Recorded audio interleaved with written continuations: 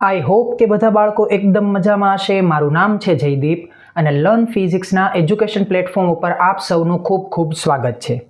આ લેક્ચરની અંદર આજે આપણે વાત કરવા જઈ રહ્યા છીએ 11મા ધોરણના તમારા એક ચેપ્ટર વાયુનો ગતિવાદ કાઇનેટિક થિયરી ઓફ ગેસીસ એમાંથી પૂછાયેલા નીટની પ્રીવિયસ યર એક્ઝામિનેશનના ક્વેશ્ચન્સની. તો સૌથી પહેલાં તો આપણે દરેક વિડીયોની અંદર જે પ્રમાણે એનાલિસિસ ચેક કરીએ છીએ એ પ્રમાણે તમારી સામે છે એનાલિસિસ. નીટ 2013થી શરૂ કરી અને નીટ 2023 સુધીમાં આ ચેપ્ટરમાંથી મોટા ભાગે આપણને એક એમસીક્યુ પૂછાયેલો છે. અને જો નીટના સિલેબસ અનુસારની વાત કરીએ તો નીટના સિલેબસ અનુસાર આ એકલું યુનિટ છે. એટલે સૌથી મહત્વનો ટોપિક તો આપણા માટે અથવા તો પોઈન્ટ એ છે કે આ એક સિંગલ યુનિટ છે. આપણા માટે શું છે? સિંગલ યુનિટ છે. અને કેટલા એમસીક્યુ આમાંથી પૂછાય છે? આમાંથી એક એમસીક્યુ પૂછાય છે. એટલે આપણે આને કેટલા એમસીક્યુ માટે મહત્વ આપવાનું છે? એક એમસીક્યુ માટે. બીજી બાબત કે આ ચેપ્ટર અને થર્મોડાયનામિક્સ એટલે કે આની પહેલાનું ચેપ્ટર, આ બેયની વચ્ચે સ્ટ્રોંગ કનેક્શન છે, જેના કારણે આ ચેપ્ટરમાંથી ઘણા બધા પ્રશ્નો અને ટોપિક એ આગળના ચેપ્ટર સાથે જોડાય છે અને એના કારણે બંનેની અંદર ઘણા બધા સિમિલર અને મેચિંગ પ્રકારના પ્રશ્નો પૂછાતા હોય છે. તો બીજી બાબત આપણે એ ધ્યાનમાં રાખીશું કે આ ચેપ્ટરનું થર્મોડાયનામિક્સ સાથે જોડાણ છે. તો હવે એવા કયા ટોપિક છે કે જે ટોપિક થર્મોડાયનામિક્સમાંથી પણ તમને ખબર હોવા જોઈએ કે જેનો ઉપયોગ કેની અંદર થવાનો છે આ ચેપ્ટરની અંદર? તો બંને ચેપ્ટરની અંદરના કોમન ટોપિક બંનેની અંદરના કોમન ટોપિક આપણા માટે ક્યાં મહત્વના છે? તો સૌથી પહેલો કોમન ટોપિક તો આપણા માટે છે વિશિષ્ટ ઉષ્મા ગુણોત્તર અને સંબંધ. વિશિષ્ટ ઉષ્મા ગુણોત્તર અને સંબંધ એટલે કે આપણે જે સંબંધ જોઈએ છીએ Cp - Cv એના બરાબર R અને બીજો કયો સંબંધ છે? Cp/Cv એના બરાબર ગામા. આ બંને સંબંધ આપણા માટે કોમન ટોપિક તરીકે ઇમ્પોર્ટન્ટ છે, કારણ કે આ બંને સંબંધ થર્મોડાયનામિક્સ અને કેટીજી બંનેની અંદર આવે છે. પછી બીજા ઇમ્પોર્ટન્ટ ટર્મ તરીકે થોડા ઘણા અંશે બંનેની અંદરથી જરૂરી છે આંતરિક ઉર્જા. આ બંનેની અંદરથી જરૂરી છે. તો આ બંનેની અંદર કોમન આવતા હોય એવા ટોપિક તરીકે જરૂરિયાત છે. પણ હવે જો આપણે એવી વાત કરીએ કે માત્ર આ ચેપ્ટરમાંથી ખાસ ઇમ્પોર્ટન્ટ હોય એવા ટોપિક કોણ? તો આ ચેપ્ટરમાંથી ઇમ્પોર્ટન્ટ છે આપણા માટે આ ચેપ્ટરમાંથી સૌથી વધુ ઇમ્પોર્ટન્ટ. તો એક મુદ્દો છે આપણા માટે VRMS એટલે કે સરેરાશ વર્ગિત વેગનું મૂલ્ય VRMS. VRMSના જે સંબંધ છે સૌથી વધુ પૂછાણા છે, એટલે કે VRMS proportional to √T. આના ઉપરથી બહુ પ્રશ્ન પૂછાયેલા છે. પછી આપણા માટે બીજું મહત્વનું છે અવસ્થા સમીકરણ તરીકે એક તો આપણું જે બેઝિક સમીકરણ છે જ PV = nRT, એ તો આપણા માટે મહત્વનું છે. પણ એનાથી વધુ પ્રમાણમાં પ્રશ્નો આપણને કોના માટે પૂછેલા છે કે આ અવસ્થા સમીકરણને દબાણ અને ઘનતાના સંબંધમાં લખો. તો P/ρ એના બરાબર RT/m0. આ પ્રકારના પ્રશ્નો સૌથી વધુ પ્રમાણમાં છે. તો આ ચેપ્ટરમાંથી જો કોઈ સૌથી વધુ ઇમ્પોર્ટન્ટ હોય ને તો એ આ બે ટોપિક છે. 70 થી 75% પ્રશ્નો અને ટોપિક આના ઉપરથી કવર થયેલા છે. તો આ આપણા માટે એનાલિસિસ છે કે આ એકલું યુનિટ છે એટલે કોઈની સાથે એમસીક્યુ શેર નહીં થાય. આમાંથી જ એક એમસીક્યુ પૂછાશે. આ ચેપ્ટરને આપણે કોની સાથે ખાસ યાદ રાખવાનું છે? થર્મોડાયનામિક્સ સાથે. અને થર્મોડાયનામિક્સ અને આ ચેપ્ટરમાંથી કોમન ટોપિક તરીકે કોણ છે? Cp/Cvના સંબંધ અને એના ગુણોત્તરની વ્યવસ્થા તથા આંતરિક ઉર્જા. અને આ ચેપ્ટરમાં જો કોઈ સૌથી વધુ ઇમ્પોર્ટન્ટ હોય તો એ કોણ છે આપણા માટે? VRMSનું મૂલ્ય અને અવસ્થા સમીકરણના બે સ્વરૂપ PV = nRT અને P/ρ એના બરાબર RT/m0. જો કોઈ બાળકોને આ ચેપ્ટરનું ક્વિક વન શોર્ટ રિવિઝન જોઈતું હોય તો મેં સંપૂર્ણપણે આખા ચેપ્ટરને એકદમ કનેક્ટિવિટીથી ફ્લો ચાર્ટમાં એક વિડીયો બનાવીને ઓલરેડી અપલોડ કરી દીધેલો છે. તમે અત્યારે આ વિડીયોના જમણી બાજુ જે તમને આઈ બટનમાં જે કાર્ડ દેખાશે, કાર્ડ ઉપર ક્લિક કરી અને તમે એ વિડીયો જોઈ શકો છો. એની અંદર સંપૂર્ણપણે કેટીજીનું ફ્લો ચાર્ટ સાથે મેં રિવિઝન કરાવેલું છે. અને અહીં જે કંઈ પણ એમસીક્યુ આપણે 50 એમસીક્યુ આની અંદર કવર કરવા જઈ રહ્યા છીએ. આની અંદર આપણે કેટલા એમસીક્યુ કવર કરવા જઈ રહ્યા છીએ? 50 એમસીક્યુઝ. એ 50 એમસીક્યુ માટેનો જે કંઈ પણ ઓવરવ્યૂ છે એ બધો જ એની અંદર આવી જશે અને તમારું આખું ચેપ્ટર કવર થઈ જશે. તો જે બાળકોને જોવું હોય એ આ કાર્ડ ઉપર ક્લિક કરી અને એ વિડીયો જોઈ શકે છે. ચાલો હવે આપણે શરૂ કરીએ 1 by 1 એમસીક્યુ. તો આપણી પાસે સૌથી પહેલો એમસીક્યુ છે, A અને B પાત્રોમાં અંશતઃ પાણી ભરીને બંધ કરેલા છે. બે પાત્રમાં પાણી ભરેલું છે અને શું કરવામાં આવેલા છે? બંધ કરવામાં આવેલા છે. મતલબ કે દ્રવ્યનો કોઈ ફેરફાર થવાનો નથી. એ પાત્રમાં પાણીનું કદ બી પાત્રમાંના પાણીના કદ કરતાં અડધું છે. એટલે કે પાત્ર એની અંદર જે પાણીનું કદ અને બીની અંદર જે પાણીનું કદ છે એનો સંબંધ આપેલો છે. પાણીનું કદ, તો પાણીના કદનો સંબંધ આપેલો છે કે એ પાત્રમાં પાણીનું કદ, એટલે આપણે માનીએ એવું લખીએ કે વોલ્યુમ એ એના બરાબર આયા લખીએ વોલ્યુમ બી. શું સંબંધ છે એના માટે? એ પાત્રમાં પાણીનું કદ બી પાત્રમાંના પાણીના કદ કરતાં અડધું છે. એટલે એનો અર્થ એમ કે આપણે એવું લખવું પડશે કે 1/2 આવી રીતે છે. અને એ પાત્રનું કદ, હવે પોતાના પાત્રના કદની વાત છે, એ પાત્રનું કદ બી પાત્રના કદ કરતાં બમણું છે. એટલે હવે આપણે લખીએ પાત્રનું કદ. તો પાત્રના કદમાં ફરી પાછું આપણે લખીએ કે VA એના બરાબર VB. શું કહેલું છે? એ પાત્રનું કદ બી પાત્રના કદ કરતાં બમણું છે. એટલે હવે સંબંધ કંઈક આવો છે કે VA બરાબર 2 ટાઈમ VB. તો બંને પાત્રમાં રહેલા પાણીનું તાપમાન સમાન છે. મતલબ કે TA બરાબર TB. તાપમાન બંનેના સમાન છે. પાત્ર A નું તાપમાન અને પાત્ર B નું તાપમાન બંનેના કેવા છે? સમાન. તો બંને પાત્રોમાં પાણીની બાષ્પ ખાલી જગ્યા પ્રમાણમાં હશે. હવે તમારે બાષ્પનું પ્રમાણ જોઈએ છે તો સરળ એવી વાત છે, આટલી બધી વાર્તા કરવાની જરૂર જ નહોતી. બાષ્પનું પ્રમાણ માત્ર કેના ઉપર આધાર રાખે? તાપમાન ઉપર. એટલે આપણે એક જ બાબત લખીશું કે બાષ્પનું પ્રમાણ તાપમાન પર આધાર રાખે છે. આથી તાપમાન સમાન હોવાથી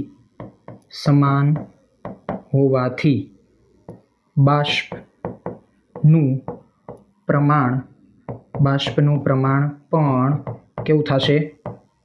સમાન થશે. બસ આટલી જ બાબત આપણા માટે છે. આ બધી જે કંઈ પણ માહિતી આપીની કોઈ જરૂરિયાત નથી. તો જો બંનેના તાપમાન સમાન હોય તો બાષ્પનું પ્રમાણ પણ સમાન, તો ગુણોત્તર શું આવશે? 1:1. ચાલો પછીનો એમસીક્યુ જોઈએ. અચળ કદે જો તાપમાન વધારવામાં આવે તો, અચળ કદે આપણે તાપમાન વધારીએ તો શું થશે? વિકલ્પો આપેલા છે. દિવાલ પર થતી અથડામણ ઓછી થશે. નહીં, અથડામણ વધી જાય ને. કારણ કે જો તમે જ્યારે તાપમાન વધારો છો ત્યારે આપણે જાણીએ છીએ કે VRMS એ શું છે? સમપ્રમાણ √T. એટલે કે તાપમાન સાથે સીધા સંબંધમાં છે. તો જો તાપમાન વધે તો વેગ વધવાનો છે. તાપમાન વધતા શું થશે? તાપમાન વધતા વેગ વધશે. તાપમાન વધતા વેગ વધશે. આથી અથડામણ વધે. અથડામણ વધે અથવા તો એમ પણ સમજો કે ગતિ ઉર્જા વધે. જો બે પ્રકારના પ્રશ્ન પૂછાઈ ચૂકેલા છે. આગળ જતા ગતિ ઉર્જાનો પ્રશ્ન તો 2 વાર પૂછેલો છે અને એવું પણ પૂછેલું છે કે જો નિરપેક્ષ શૂન્ય તાપમાન હોય, નિરપેક્ષ શૂન્ય તાપમાન હોય એટલે કે T બરાબર કેટલું હોય? 0 કેલ્વિન. તો શું થાય? હવે જો તમે T બરાબર 0 કેલ્વિન મૂકો તો VRMS કેવું થઈ જાય? 0. તો એના ઉપરથી ગતિ ઉર્જા, કાઇનેટિક એનર્જી કેવી થઈ જાય? 0 થઈ જાય. તો આ MCQ પણ આપણને પ્રીવિયસમાં પૂછેલો છે. એટલે જો મુદ્દો એક જ છે પણ એના ઉપરથી મલ્ટિપલ ક્વેશ્ચન પૂછ્યા છે. તો અત્યારે આ MCQમાં શું લાગુ પડે છે? અચળ કદે જો તાપમાન વધારવામાં આવે તો શું થઈ જશે? એકમ સમયમાં થતી અથડામણની સંખ્યા શું થઈ જશે? વધી જશે. એકમ સમયમાં અથડામણ વધે. એટલે અત્યારે જવાબ થયો અથડામણ વધે. બીજો આગળ એક MCQ આવશે ત્યારે આપણે આ જ MCQ માટે શું યાદ રાખવાનું છે કે ગતિ ઉર્જા વધે. કેમ? કારણ કે ગતિ ઉર્જાનો આધાર વેગ ઉપર છે અને વેગનો આધાર તાપમાન ઉપર છે. ત્રીજો MCQ આગળ જતા એવો પણ આવશે કે જો નિરપેક્ષ શૂન્ય તાપમાન આપવામાં આવે તો નીચેનામાંથી શું લાગુ પડે છે? તો આપણે એ યાદ રાખવાનું કે નિરપેક્ષ શૂન્ય તાપમાન એટલે T બરાબર 0 કેલ્વિન ને T બરાબર 0 કેલ્વિને કોઈ પણ અણુ માટેની ગતિ ઉર્જા શું થઈ જાય? શૂન્ય થઈ જાય. એટલે બધી બાબતો આપણે ધ્યાનમાં રાખવાની છે. ચાલો પછીનો MCQ છે બહુપરમાણવિક વાયુના મુક્તતાના અંશ n હોય. જો બહુપરમાણવિક છે, બહુપરમાણવિક વાયુ માટે મુક્તતાના અંશ કેટલા આપેલા છે? n. તો તેવા એક અણુ દીઠ સરેરાશ ઉર્જા કેટલી? હવે એક અણુ દીઠ સરેરાશ ઉર્જા કેટલી થશે? તો આપણે ઓલરેડી જાણીએ છીએ કે એક અણુ દીઠ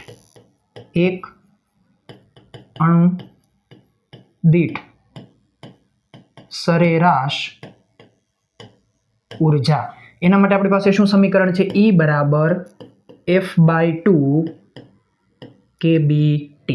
એક અણુ દીઠ, એક અણુ છે એટલા માટે આપણે આગળ કોઈ મોલની સંખ્યાને ચર્ચામાં લેવાનું નથી. F/2 kBT. જ્યાં F આપણા માટે શું છે? મુક્તતાના અંશ.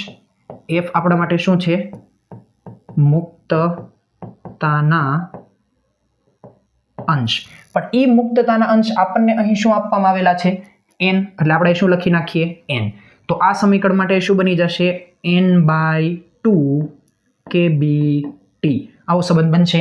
n/2 kBT. વિકલ્પ કયો મેચ થાય છે? C. હવે જો એક બીજી વસ્તુ ધ્યાનમાં રાખો કે આગળ જતા ફરી પાછો આ પ્રશ્ન આવશે પણ ત્યાં બહુપરમાણવીય નહીં લખેલું હોય. ત્યાં શું લખેલું આવશે કે બહુપરમાણવીયની જગ્યાએ એક પરમાણવીય. ત્યાં આપેલું છે એક પરમાણવીય વાયુ. તો એક પરમાણવીય વાયુ માટે મુક્તતાના અંશ F બરાબર કેટલા થાય? 3 થાય. તો એના માટે ગતિ ઉર્જા અથવા તો એના માટે ઉર્જા, તો એના માટે ઉર્જાનો સંબંધ શું બનશે? E બરાબર 3/2 kBT. એના માટે આ જવાબ બનશે. તો એ સમયે તમારો કયો વિકલ્પ મેચ થશે? D. અને આ પ્રશ્ન જે છે તમને નીટ લગભગ 2019 કે 2020 સમથિંગ કંઈક એ ટાઈમમાં પૂછાયેલો છે.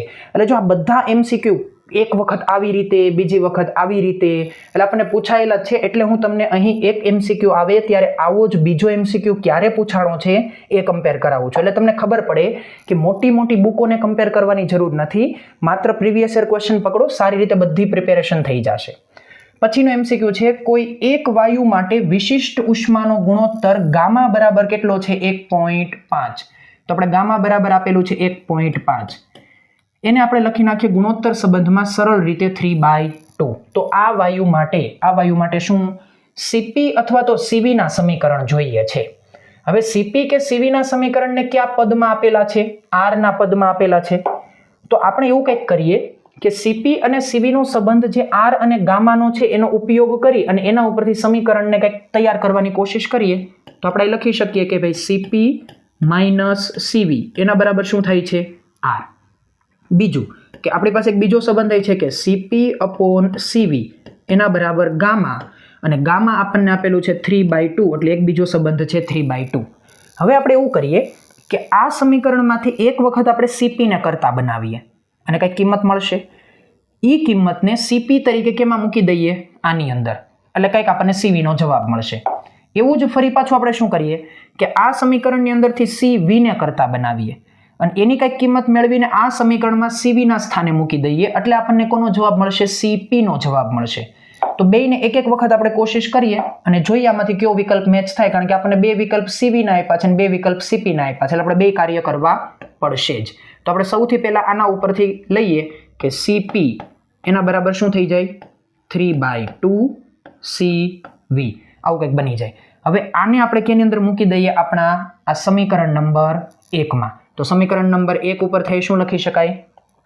CP ના સ્થાને 3/2 CV માઇનસ CV એના બરાબર R. બંનેમાંથી CV કોમન એટલે આયા થશે 3/2 -1 એના બરાબર R. અને આના ઉપરથી CV બરાબર શું બની શકે? તો તો કે CV. હવે બ્રેકેટમાં જે કંઈ બને છે શું બનશે 3/2 - 1 એટલે 3 - 2/2 એટલે 1/2 થશે. 1/2 એના બરાબર R. તો એ પરિસ્થિતિમાં CV બને છે 2 ટાઈમ R. તો શું CV બરાબર 2 ટાઈમ R એવો કોઈ વિકલ્પ ખરો? નહીં. 2R વાળો કોઈ વિકલ્પ નથી, એટલે આ આપણા માટે કામનું નથી. હવે આપણે એવું કરીએ કે આ જે સમીકરણ છે સમીકરણમાંથી કોને કરતા બનાવીએ? CV ને કરતા બનાવીએ. તો CV ને કરતા બનાવીશું તો શું બનશે? ધેરફોર CV એના બરાબર ક્યાંથી વાત કરીએ છીએ? I થી આયા. CV એના બરાબર થશે 2/3 CP. હવે આને આપણે મૂકી દઈએ આપણા સમીકરણ નંબર 1 માં. તો એ શું લખી શકાશે? CP માઇનસ CV ના સ્થાને શું મૂકીએ? 2/3 અને CP એના બરાબર R. હવે બંનેમાંથી CP કોમન, તો બ્રેકેટમાં વધશે 1 - 2/3 એના બરાબર R. સાદુરૂપ આપીએ તો CP આયા બનશે 1/3 એના બરાબર R. તો આ ઉપરથી બનશે CP એના બરાબર 3 ટાઈમ R. આપણા માટે આવો કંઈક જવાબ આવે છે. તો આમાંથી CP બરાબર 3 ટાઈમ R કયો વિકલ્પ મેચ થઈ શકે? CP બરાબર 3 ટાઈમ R અપોન J. તો આ વિકલ્પ આપણા માટે મેચ થશે. જો આના MCQ ને કદાચ આ રીતે બદલે તો આવું પણ શક્ય છે જ. ચાલો પછીનો MCQ જોઈએ. વાયુના ગતિવાદ અનુસાર નિરપેક્ષ શૂન્ય તાપમાને, જો હમણાં હું જે વાત કરતો હતો ને ફરી પાછો અત્યારે ક્વેશ્ચન આવી ગયો. વાયુના ગતિવાદ અનુસાર નિરપેક્ષ શૂન્ય તાપમાને જે વાત કરી હતી એમ તાપમાન 0, તો એના માટે VRMS કેવી થઈ જશે? VRMS બરાબર 0. અથવા તો કાઇનેટિક એનર્જી એના માટે કેવી થઈ જશે? 0. તો શું કે પાણી થીજી જાય? નહીં ભાઈ, એ તો 0 ડિગ્રી જ થઈ જાય. પ્રવાહી હિલિયમ થીજી જાય, એ પણ 0 કેલ્વિન પહેલા જ થઈ જાય છે. અણુઓની ગતિ બંધ પડે છે. બસ આ વિકલ્પ આપણા માટે યોગ્ય છે. અણુઓની ગતિ શું થઈ જશે? બંધ પડશે. અથવા તો એવું કહી શકાય કે અણુ જે છે એ બધા પોતાના કંપન કરવાનો શું કરી દે છે? બંધ કરી દે છે. ચાલો પછીનો MCQ જોઈએ. અચળ દબાણે P અચળ છે. 1 મોલ 1 પરમાણવિક આદર્શ વાયુનું તાપમાન 10 કેલ્વિન કરવા માટે 207 જૂલ ઉષ્માની જરૂર પડે છે. જો ઘણી બધી શબ્દો અનુસાર માહિતી આપી દીધી કે અચળ દબાણ એટલે વાત થઈ રહેલી છે CP જેવી કંઈક, કારણ કે અચળ દબાણ જ ચર્ચા થાય છે. અને 1 મોલ છે એટલે N બરાબર થઈ ગયા આપણા માટે 1. અને એના માટે તાપમાન તમારે કેટલું બદલવાનું છે? ડેલ્ટા T તરીકે તમને આપી દીધેલું છે 10 કેલ્વિન. અને એના માટે જરૂરી ઉષ્મા એટલે અચળ દબાણે ચર્ચા થતી હોય એટલે જવાબ કયો થયો કે ભાઈ QP. તો QP બરાબર શું આપવામાં આવેલું છે? QP બરાબર આપી દીધું છે 207 જૂલ. અને એના માટે ડેલ્ટા T તાપમાનનો ફેરફાર કેટલો આપી દેવામાં આવેલો છે? 10 કેલ્વિન. આ જ વાયુનું કદ, હવે એનો જ વાયુ છે, કદ અચળ રાખીને, જો કદ અચળ રાખવાની વાત આવી એટલે હવે ચર્ચા થઈ ગઈ કોની? CV ની. એટલે કે હવે ચર્ચા આવી ગઈ CV. કદ અચળ રાખીને તેનું તાપમાન કેટલું કરવાનું છે? Again 10 kelvin. તો એના માટે ઉષ્માની જરૂર કેટલી પડશે? મતલબ કે હવે તમને પૂછવામાં આવેલું છે કે QV નું મૂલ્ય કેટલું થશે? તાપમાનનો ફેરફાર તો કેટલો કરવાનો છે? 10 કેલ્વિન જ. હવે જો આપણે QP અને QV નો વિચાર કરીએ એટલે કે ઉષ્માના સમીકરણનો, તો ઉષ્માના સમીકરણ અનુસાર આપણે QP માટે આવું લખીએ કે ભાઈ NCP delta T. NCP delta T આવું આપણે સંબંધ લખી શકીએ. તો NCP ડેલ્ટા T નો સંબંધ તમે લખો તો એના ઉપરથી બે માટે મોલ તો કેટલા આપેલા છે? મોલ 1 આપેલા છે. અને આવો જ સંબંધ આપણે હજી બીજું કોના માટે લખી શકીએ? QV એના બરાબર NCV ડેલ્ટા T. હવે આ બંનેનો જો તમે ગુણોત્તર લ્યો તો ગુણોત્તર લેવાથી તાપમાન બેયમાં સરખા બદલવાના છે. મોલ બંનેના એક જ સરખા છે. તો બસ આપણે QP અપોન QV એના બરાબર CP અપોન CV આવો સંબંધ લઈ શકીએ. QP અપોન QV એના બરાબર CP અપોન CV. આ આપણા માટે મહત્વપૂર્ણ સંબંધ થઈ ગયો આપણા પ્રશ્નનો જવાબ મેળવવા માટે. પણ આ પ્રશ્નનો જવાબ મેળવવા માટે CP અપોન CV બરાબર ગામા લખવું પડે. અને ગામા બરાબર પાછું શું થશે? ગામા બરાબર થશે 1 + 2/f. F એટલે કે ડિગ્રી ઓફ ફ્રીડમ. તો ડિગ્રી ઓફ ફ્રીડમ કેટલા થશે? જો આપેલું જ છે 1 પરમાણવિક આદર્શ વાયુ. 1 પરમાણવિક આદર્શ વાયુ એટલે F બરાબર કેટલા લેવાના થાય? 3. અને F બરાબર 3 લઈને આનું સાદુરૂપ આપો તો 1 + 2/3. તો કેટલું થઈ જશે? 3 ને 2 5/3. ગામાની કિંમત થઈ ગઈ 5/3. 3. તો બસ હવે જે કંઈ પણ માહિતી આપી એનો ઉપયોગ કરો. QP કેટલું આપવામાં આવેલું છે? QP આપેલું છે 207. તો અહીં આપણે લખી શકીએ 207. QV ડિટરમાઇન કરશું. QV CP/CV બરાબર ગામા, અને ગામાની કિંમત આપવામાં આવેલી છે 5/3. તો હવે QV ને કરતા બનાવું. QV બરાબર શું થશે?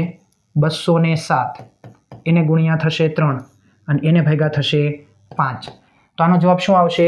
207 ગુણ્યા 3 એટલે 2 તેરીને 6, 600A અને 7 તેરી 21, 621/5. હવે 621/5 કરો ને એનો તમે ગુણોત્તર મેળવશો એટલે જવાબ લગભગ કેટલો આવશે? 12 50 60. હા બસ 12 ની અરાઉન્ડમાં, એટલે કે 124 જૂલ. આવો સંબંધ બનશે QV. આપણી પાસે QV ની કિંમત કેટલી બની ગઈ? 124 જૂલ. ચાલો, જો આ જ વસ્તુ થઈ ને કે થર્મોડાયનામિક્સ અને કેટીજી બંનેને કનેક્ટ કરવામાં આવ્યા, કારણ કે CP, CV અને ઉષ્માની ચર્ચા તો ત્યાંય આવે છે, અહીંયા આવે છે, તો બંનેની અંદર ચર્ચા કરવામાં આવે છે સેમ. એટલે અમુક ટોપિક એવા છે જેના અનુસાર તમે ચેપ્ટરને સેપરેટ નહીં કરી શકો, બેમાં ચેપ્ટર કોમન જ રહેશે. પછીનો MCQ છે 40 ગ્રામ એલ્યુમિનિયમની ઉષ્મીય ક્ષમતા. ઉષ્મીય ક્ષમતા એટલે કે Q મેળવવાનો છે, અને Q બરાબર શું થતું હોય છે? mc∆T. કારણ કે રેન્ડમ માસ આપેલું હોય ત્યારે આપણે શું લેવું પડે? Q બરાબર mc∆T. પણ એલ્યુમિનિયમની વિશિષ્ટ ઉષ્મા S અથવા તો C શું આપવામાં આવેલી છે? 0.2 કેલરી પર ગ્રામ ઇન્ટુ કેલ્વિન.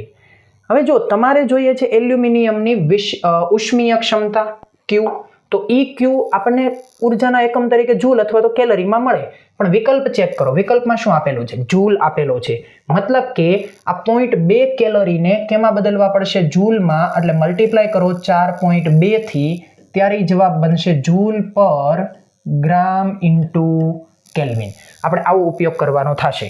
તો Q બરાબર mc∆T. એમ કેટલું આપવામાં આવેલું છે? 40 ગ્રામ. ચાલો, આ 40 ગ્રામ. C ની કિંમત કેટલી આપેલી છે? 0.2 એને ગુણ્યા 4.2. એકમાનો શું બને છે? જૂલ અપોન ગ્રામ ઇન્ટુ કેલ્વિન, અને એને ગુણ્યા તાપમાન T તરીકે, તો આપણે એક જ નો વધારો કરવાનો થશે K તરીકે. તો કેલ્વિન ગ્રામ આ બધું કેન્સલ આઉટ, એકમ વચ્ચે છે એટલે જૂલ. અને આયા જોઈએ તો આ 0.2 આના 40, આપણે 40 ગુણ્યા 0.2 નો વિચાર કરીએ તો આપણે આવું લખી શકીએ 4 ગુણ્યા 2 અને એને ગુણ્યા 4.2, એકમ બનશે જૂલ. 4 દુને કેટલા થશે? 8, એને ગુણ્યા થઈ જશે 4.2 જૂલ. 8 ચોકુને 32 અને 8 દુને 16, એટલે અરાઉન્ડ 33.6 નો જવાબ બન્યો. 33.6 જૂલ કોના બરાબર આવે છે? Q બરાબર. તો કયો વિકલ્પ મેચ થાય છે? 33.6. ચાલો, પછીનો MCQ જોઈએ. વાયુના દબાણ P અને ઉર્જા E વચ્ચેનો સંબંધ. જો આ પ્રશ્ન જે છે ને, હું અત્યારે હમણાં આગળ તમને ડિરાઈવ કરાવી દઈશ, અને આ જ પ્રશ્ન જે છે ને ફરી પાછો NEET 2021માં એક જે ટેબલ ફોર્મમાં તમને ક્વેશ્ચન પૂછેલો હતો, એ ટેબલ ફોર્મમાં તમને 4 મહત્વની રાશિ આપેલી હતી, જેમાં એક પરમાણવીય વાયુ હોય તો એની ગતિ ઉર્જા, પછી 1 મોલ વાયુ માટે કંઈક એના આંતરિક ઉર્જાની ચર્ચા, પછી RMS માટેનું સમીકરણ, અને ઈ વાયુ દ્વારા તૈયાર થતા દબાણનું સમીકરણ. આવી 4 રાશિ આપી હતી, અને 4 રાશિ માટે સામે એના સમીકરણ આપેલા હતા, અને ટેબલ ઉપરથી આપણે જોડકા જોડી અને જવાબ આપવાનો હતો. તો જો આ બધા એવા પ્રશ્ન કહેવાય કે જેની અંદર ચેપ્ટર આખાનો ઓવરવ્યૂ આવી જતો હોય, એકાદો દાખલો ગણો તો એકાદો ટોપિક આવે, પણ આવા પ્રશ્નની અંદર 4 ટોપિક આવી જતા હોય, એટલે આપણે આવા પ્રશ્નો માટે ખાસ તૈયાર થવાનું છે. અને મારું એનાલિસિસ આપવાનું કારણ માત્ર આ એક જ છે કે હવે તમારે નીટની મેન્ટાલિટી સાથે કામ કરવાનું છે. તો ચાલો, અહીં તમને આપેલું છે દબાણ. તો દબાણ P બરાબર શું થાય છે? P બરાબર સમીકરણ છે 1/3 Nm એવરેજ વેલોસિટીનો સ્ક્વેર. અહીં n એટલે શું છે? n આપણા માટે છે અણુની સંખ્યા ઘનતા. અણુની સંખ્યા ઘનતા. અને m શું છે?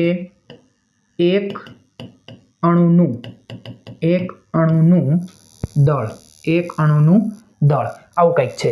તો હવે જો તમે આ સમીકરણને તમે શું કરો છો? 2 વડે ગુણો અને 2 વડે ભાગો, એટલે આ શું લખી શકાશે? 2/3. અને બ્રેકેટમાં શું લખવામાં આવશે? n 1/2 m v એવરેજ નો સ્ક્વેર અને બ્રેકેટ ઓવર. તો આ તમને કહેવામાં આવશે ગતિ ઉર્જા. તો એના ઉપરથી દબાણ P બરાબર 2/3 અને આ બ્રેકેટની ટર્મ ગતિ ઉર્જા E, એટલે સંબંધ શું બન્યો? દબાણ બરાબર 2/3 E. તો આપણા માટે કયો સંબંધ સાચો બને છે? P બરાબર 2/3 E. ચાલો પછીનો MCQ જોઈએ. સરખા 3 વાયુ પાત્રમાં M1, M2 અને M3 દળ ધરાવતા 3 વાયુઓ સમાન તાપમાને ભરેલા છે. એટલે કે પહેલા તો એ કે દરેક વાયુ પાત્ર માટે કદ કેવું છે? સરખું. એટલે દરેક માટે કદ કેવું થઈ ગયું? સરખું. અને દરેક માટે તાપમાન કેવા છે? સમાન. એટલે T પણ કેવા થઈ ગયા? બધા માટે સમાન. આ વાયુના અણુઓની સંખ્યા અને દબાણ, જો દરેકની સંખ્યા છે N1, N2, N3 અને દરેકના દબાણ છે P1, P2, P3, આ ત્રણેય વાયુને એક જ પાત્રમાં ભેગા કરવામાં આવે તો આ મિશ્રણનું દબાણ કેટલું થાય? હવે જો એક વસ્તુ એક ખાસ ધ્યાનમાં રાખો કે એક જ પાત્રમાં ભેગા કરવા, એક જ પાત્રમાં ભેગા કરવા એટલે કે પાત્રનું કદ પહેલા જેટલું જ હશે. એટલે કે જે શરૂઆતમાં તમને જે પાત્રનું કદ V આપેલું હોય ત્રણેયના ઇન્ડિવિજ્યુઅલ માટે, તો અત્યારે એને જ્યારે એક પાત્રમાં ભેગા કરો એટલે એ પાત્રનું કદ પણ કેટલું હશે? પહેલાના પાત્ર જેટલું જ હશે. તો એ પરિસ્થિતિમાં જો તમે ડાલ્ટનનો આંશિક દબાણનો નિયમ,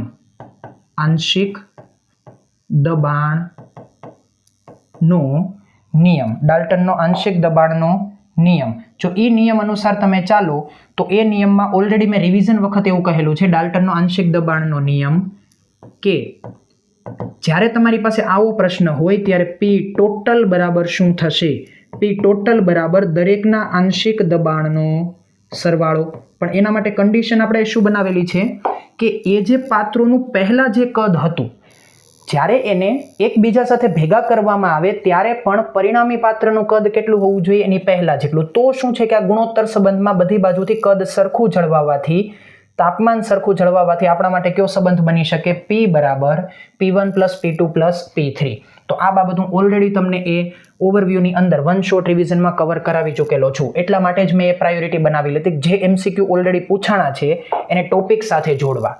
ચાલો પછીનો પ્રશ્ન છે, એક પાત્રમાં T તાપમાને વાયુના N અણુઓ, એટલે એ પાત્ર એ છે જેમાં T તાપમાને વાયુના અણુની સંખ્યા કેટલી છે? N. અને એ દરેક અણુનું પાછું પોતાનું દળ કેટલું છે? Small m. તથા એ જ પાત્રમાં એક B વાયુ કે જેના અણુની સંખ્યા કેટલી આપેલી છે? 2n. અને એ પાછા દરેક અણુનું દળ કેટલું છે? 2m. એટલે આપણા માટે એક રીતે વધુ મહત્વનું હોય છે એક અણુનું દળ, જે એકમાં 2m છે અને એકની અંદર કેટલું આપવામાં આવેલું છે? n. અણુઓનું મિશ્રણ, એટલે બે એક જ સાથે ભેગા કરવામાં આવેલા છે. એ વાયુના અણુ માટે સરેરાશ વર્ગિત વેગનો કેવો ઘટક? લંબ ઘટક. એ શું આપવામાં આવેલો છે? ω². એટલે લંબ ઘટક આપણને આપેલો છે 1 ω² વડે દર્શાવવામાં આવે છે. તથા B વાયુના અણુ માટે સરેરાશ વર્ગિત વેગ કેટલો આપેલો છે? v².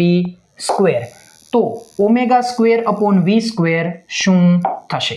હવે જો તાપમાન બંને માટે સરખા છે, પાત્રની અંદર ભલે વાયુના પ્રકાર અલગ છે પણ બંને માટે તાપમાન છતાંય કેવા છે? સરખા. એટલે આપણે પહેલા તો એ લખીએ કે બંને માટે તાપમાન સરખા છે. અને તાપમાન સરખા હોય એટલે આથી બંને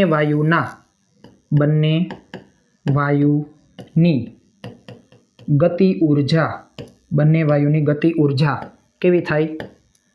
સમાન થાય. તો બેયની ગતિ ઉર્જા સમાન થતી હોય મતલબ કે kinetic energy of gas A = kinetic energy of gas B. તો એના ઉપર આપણે આવું લખી શકીએ કે 1/2 એક અણુના દળ તરીકે m, અને આપણે જ્યાં V તરીકે ટર્મ લખીએ છીએ, V RMS વાળો મુદ્દો, તો એના માટે આપણે લખી નાખીએ કે V RMS, એટલે ટૂંકમાં v² એવું લખું ને. ચાલો V RMS નથી લખવું પણ v² તરીકેની ટર્મ આપણે રાખીએ, v², એના બરાબર 1/2 mv². આ 1 માટે અને આ બધું કોના માટે? 2 માટે. તો જો 1/2 તો કેન્સલ થશે. હવે જ્યારે ગતિ ઉર્જાની ચર્ચા આવે ત્યારે આપણે જે કીધું હતું એ પ્રમાણે કે દરેક અણુ જે છે ને એનું પોતાનું દળ મહત્વનું છે. તો પહેલાના કેસમાં દળ કેટલું છે m, એટલે આપણે m1 ના સ્થાને શું લખી શકીએ m. હવે પહેલા કેસમાં સરેરાશ વર્ગિત વેગનો શું આપેલો છે? માત્ર લંબ ઘટક આપેલો છે. હવે કોઈ પણ અણુ માટે લંબ ઘટકની સંખ્યા કેટલી હોય? વેગ તરીકે 3. એટલા માટે આપણે અહીં શું લખવાનું થશે? અહીં આપણે લખીશું ઇન્ટુ ધી બ્રેકેટ 3 વખત ઓમેગાનું સ્ક્વેર, અને એના બરાબર બીજો જે વાયુ છે એના માટે અણુનું દળ કેટલું છે? 2m, એટલે અહીં લખવામાં આવશે 2m. અને એના માટે ડાયરેક્ટલી સરેરાશ વર્ગિત વેગ તરીકે શું આપવામાં આવેલું છે? v square. અહીં આપણે ખાસ ધ્યાનમાં રાખીશું કે આપણે શા માટે 3 વખત ઓમેગા સ્ક્વેર લખવું? કારણ કે કોઈ અણુ માટે 3 લંબ ઘટક હોય છે. આથી અહીંયા શું લખવું પડે? 3 ટાઈમ ઓમેગા સ્ક્વેર. હવે m અને m ને કેન્સલ આઉટ કરીએ તો અહીંથી આ m અને m કેન્સલ આઉટ, તો 3 વખત ઓમેગા સ્ક્વેર એના બરાબર 2 વખત v સ્ક્વેર. હવે આપણે ગુણોત્તર સંબંધ જોઈએ છે omega square upon v square, તો આ બનશે 2/3. તો કયો વિકલ્પ મેચ થાય છે? અહીંથી 2/3. 2/3 એટલે કે ડી વિકલ્પ મેચ થાય છે. તો જો આમાં ખાસ આપણે ધ્યાનમાં શું રાખવાનું હતું કે તાપમાન સરખું આપ્યું, એટલે આપણે શું કરવાનું હતી? ગતિ ઉર્જા સમાન. બીજો મુદ્દો એ કે બંનેની અંદર આપણને થોડાક ડિસ્ટ્રેક્ટ કરવા માટે એવું કીધું કે એક માટે વાયુની અણુની સંખ્યા n ને બીજા માટે 2n, પણ વાયુના અણુની સંખ્યા સાથે કાંઈ લેવા દેવા નથી. એક અણુ જે છે એના પોતાના દળ સાથે લેવા દેવા છે, એટલે m અને 2m. બીજું આપણે ધ્યાનમાં એ રાખવાનું હતું કે જે અણુ છે એના માટે તમને લંબ ઘટકનો એક મૂલ્ય આપેલું હતું. તો લંબ ઘટક ટોટલ કેટલા હોય? 3. એટલે એ મૂલ્યને આપણે કેટલી વખત લઈને ચાલવાનું હતું? 3 વખત. બસ આ 2-3 વસ્તુ ધ્યાનમાં રાખીને આપણે એમસીક્યુ ને સોલ્વ કરવાનો હતો. ચાલો પછીનો એમસીક્યુ જોઈએ. એક દ્વિપરમાણવિક વાયુમાં રેખીય મુક્તતાના અંશ કેટલા? હવે ઓલરેડી હું તમને રિવિઝનમાં સમજાવી ચૂકેલો છું કે કોઈ પણ વાયુ રેખીય મુક્તતાના અંશ હંમેશા કેટલા હોય? રેખીય મુક્તતાના અંશ હંમેશા કેટલા હશે? 3 હશે. હવે દ્વિપરમાણવીય હોય તો ભલે, બહુપરમાણવીય હોય તો ભલે, એટલે હંમેશા રેખીય મુક્તતાના અંશ આપણે કેટલા લેવાના થાય? 3. ચાલો પછીનો એમસીક્યુ લઈએ. જો એક વાયુનું તાપમાન 27 ડિગ્રી સેન્ટીગ્રેડથી 927 ડિગ્રી સેન્ટીગ્રેડ વધારવામાં આવે તો સરેરાશ વર્ગિત ઝડપનું વર્ગમૂળ ખાલી જગ્યા થશે. એટલે કે ટૂંકમાં એવું કીધું છે કે એક તાપમાનથી બીજા તાપમાન સુધી જઈએ તો VRMS નું મૂલ્ય કેટલાથી કેટલું બદલે. તો આપણને એ ખબર છે કે VRMS પ્રપોઝનલ ટુ શું થાય? √T. હવે અહીં આપણને જે તાપમાન આપ્યા છે ને પહેલા એના મૂલ્યને કેલ્વિનમાં કન્વર્ટ કરીએ તો T1 બરાબર તમને આપેલું છે 27 ડિગ્રી સેન્ટીગ્રેડ, કેલ્વિન અનુસાર થશે 300 કેલ્વિન. T2 બરાબર તમને આપવામાં આવેલું છે 927 ડિગ્રી સેન્ટીગ્રેડ, જે કેલ્વિન અનુસાર થઈ જશે 1200 કેલ્વિન. હવે આ પરિસ્થિતિમાં બંને માટેના VRMS ના ગુણોત્તરનો વિચાર કરીએ તો પહેલામાં VRMS V1, બીજામાં VRMS V2, તો એ અનુસાર √T1 અપોન T2. હવે T1 અને T2 ની કિંમતો લખીએ તો T1 આપણને કેટલું આપવામાં આવેલું છે? 300, અને T2 કેટલું આપવામાં આવેલું છે? 1200. આનો ગુણોત્તર આપણે ચેક કરીએ તો કેટલો થાય? 4, અને એનું વર્ગમૂળ લઈએ એટલે 1/2. તો આના ઉપરથી સંબંધ બને છે V1 અપોન V2 એના બરાબર 1/2. તો એના ઉપરથી શું થશે? V2 બરાબર 2 ટાઈમ V1. આ થઈ ગયો આપણા માટે આન્સર. V2 બરાબર 2 ટાઈમ V1. એટલે કેટલું થઈ ગયું? જો પહેલા કરતા કેટલા ગણું? 2 ગણું. ગુણોત્તર સંબંધ નથી, શબ્દના સ્વરૂપમાં આપેલું છે. પછીનો એમસીક્યુ જોઈએ. 8 ગ્રામ O2 વાયુનું અવસ્થા સમીકરણ. જો આ પ્રશ્ન હજી આગળ આવવાનો છે, અને મેં શરૂઆતમાં તમને એનાલિસિસમાં એવું કહેલું હતું કે PV બરાબર NRT સમીકરણને અવસ્થા સમીકરણ રૂપે માત્ર સમથિંગ ગેસ હોય તો એના માટે કઈ રીતે લખી શકાય એવા પ્રકારના પ્રશ્ન પૂછેલા છે. તો સૌથી પહેલા તો 8 ગ્રામ O2 માટે મોલ મેળવીએ. તો મોલ N બરાબર શું થશે? N બરાબર M/M. સ્મોલ m એટલે શું થાય? દળ. કેપિટલ M એટલે શું થાય? આણ્વીય દળ. તો એના ઉપરથી જો O2 છે ને એટલે આણ્વીય દળ કેટલું લેવાનું થશે? 32 ગ્રામ, કારણ કે હંમેશા ડાયમર સ્વરૂપે હોય એટલા માટે. N બરાબર 8 દળ 32 એટલે 8 ચોકુને 32 અનુસાર 1/4 મોલની વ્યવસ્થા થઈ. તો PV એના બરાબર શું થાય? nRT. તો PV એના બરાબર મોલ કેટલા છે? 1/4 RT એટલે કે ટૂંકમાં RT/4. PV બરાબર RT/4. કયું ટર્મ લાગુ પડે છે? વિકલ્પ બી, PV બરાબર RT/4. ચાલો પછીનો MCQ જોઈએ. જો હવામાં ધ્વનિનો વેગ CS હોય અને વાયુ માટે કોઈ પણ આપણે વિચાર કરીએ તો CRMS તરીકે વેગ લખાતો હોય, તો CS અને CRMS નો ગુણોત્તર શું બને? હું આ વસ્તુ પણ ઓલરેડી સમજાવી ચૂકેલો છું એની અંદર કે જો હવા માટે આપણે જે લાપ્લાસીના કરેક્શન અનુસાર વિચારીએ તો CS બરાબર આપણે એમાં શું લખતા હતા? √ ગામા ઇન્ટુ P/ρ. આપણે કોના અનુસાર લખેલું હતું? લાપ્લાસે અનુસાર. હવે એ જ પરિસ્થિતિમાં CRMS નો વિચાર કરો તો CRMS બરાબર આપણે લખી શકીએ છીએ 3 વખત RT/m0 એટલે કે આ આપણા માટે શું થઈ ગયું? RMS વેગ. પણ આપણને પાછું એ પણ ખબર છે કે ઘનતાના સ્વરૂપે અવસ્થા સમીકરણ ઘનતાના સ્વરૂપે અવસ્થા સમીકરણ શું હતું? P/ρ એના બરાબર RT/m0. તો જો આમાંથી તમે RT/m0 નો વિચાર કરો અને આની અંદરથી તમે P/ρ નો વિચાર કરો તો બંને બાબતો એકબીજા સાથે કમ્પેરેબલ છે. તો એના કારણે આપણે શું કહી શકીએ? તો કે ધેરફોર CS ઈ થશે સમપ્રમાણ કોની સાથે? √ ગામા અને CRMS એ કોની સાથે સમપ્રમાણ થશે? √3 સાથે. બાકીની ટર્મ તો બંનેના ગુણોત્તરમાંથી નીકળી જશે. તો એના ઉપર આપણે શું લખી શકીએ? CS/CRMS એના બરાબર √γ/3.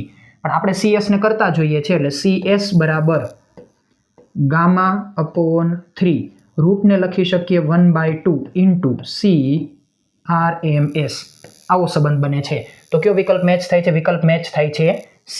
તો જો આની અંદર તમે જે કંઈ પણ વિચાર કરો છો એ પ્રમાણે તમારા મલ્ટિપલ ડાયમેન્શનમાં ઇક્વેશન્સને કમ્પેર કરવામાં આવી રહ્યા છે. જેમ અહીંથી આપણે P/ρ અને આ સમીકરણ તો હજી આગળ જતા ઘણા બધા MCQs ની અંદર રિપીટ થવાનું છે અને ઘણા બધા MCQ ની અંદર રિપીટ થશે ત્યારે તમને સમજાશે કે હું શા માટે P/ρ ના સમીકરણને વધુ મહત્વ આપું છું.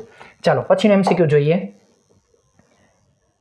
27 ડિગ્રી સેન્ટીગ્રેડ તાપમાનવાળા 22 ગ્રામ CO2 વાયુ અને 37 ડિગ્રી સેન્ટીગ્રેડ તાપમાનવાળા 16 ગ્રામ O2 વાયુનું મિશ્રણ કરવામાં આવે તો નવું તાપમાન ખાલી જગ્યા ડિગ્રી સેન્ટીગ્રેડ થાય.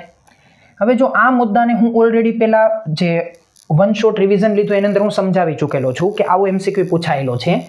આ મુદ્દાને તમે એ રીતે સમજી શકો કે જે પેલું તમારું ચાકગતિનું ચેપ્ટર છે જેની અંદર તમે સેન્ટર ઓફ માસ એટલે કે દ્રવ્યમાન કેન્દ્ર માટે એક સમીકરણનો ઉપયોગ કરો છો. દ્રવ્યમાન કેન્દ્રના સમીકરણ અનુસાર દ્રવ્યમાન કેન્દ્ર માટે ત્યાં આપણે શું લખતા? XCM એના બરાબર લખતા m1x1 plus m2x2 upon m1 plus m2. કે માની લો કે તમારી પાસે બે પદાર્થ છે જેના દળ m1 અને m2 છે અને બેના લોકેશન શું છે? x1 અને x2. તો એ પરિસ્થિતિમાં એ તંત્રનું દ્રવ્યમાન કેન્દ્ર કંઈક આપણે આ સમીકરણ અનુસાર રજૂ કરી શકીએ. તો હવે જો આ કંઈક એવું જ છે કે 27 ડિગ્રી સેન્ટીગ્રેડ તાપમાન T1 22 ગ્રામ CO2 એટલે આના ઉપરથી મોલ મળશે એના N1. એ જ રીતે 37 ડિગ્રી સેન્ટીગ્રેડ તાપમાન એટલે તાપમાન થઈ ગયું T2 અને 16 ગ્રામ ઓક્સિજન એટલે એના મોલ મળશે N2. તો એને હવે જ્યારે તમે મિશ્રણ કરી દો છો ત્યારે પરિણામી જે કંઈ પણ તંત્ર બને એનું તાપમાન કેટલું એટલે કે આપણે પરિણામી તાપમાન મેળવવાનું છે. તો દ્રવ્યમાન કેન્દ્રના સમીકરણની જ જેમ આનો વિચાર આપણે કરીએ તો આપણે આવું લખી શકીએ કે આ અનુસાર જ પરિણામી તાપમાન કઈ રીતે લખી શકાશે?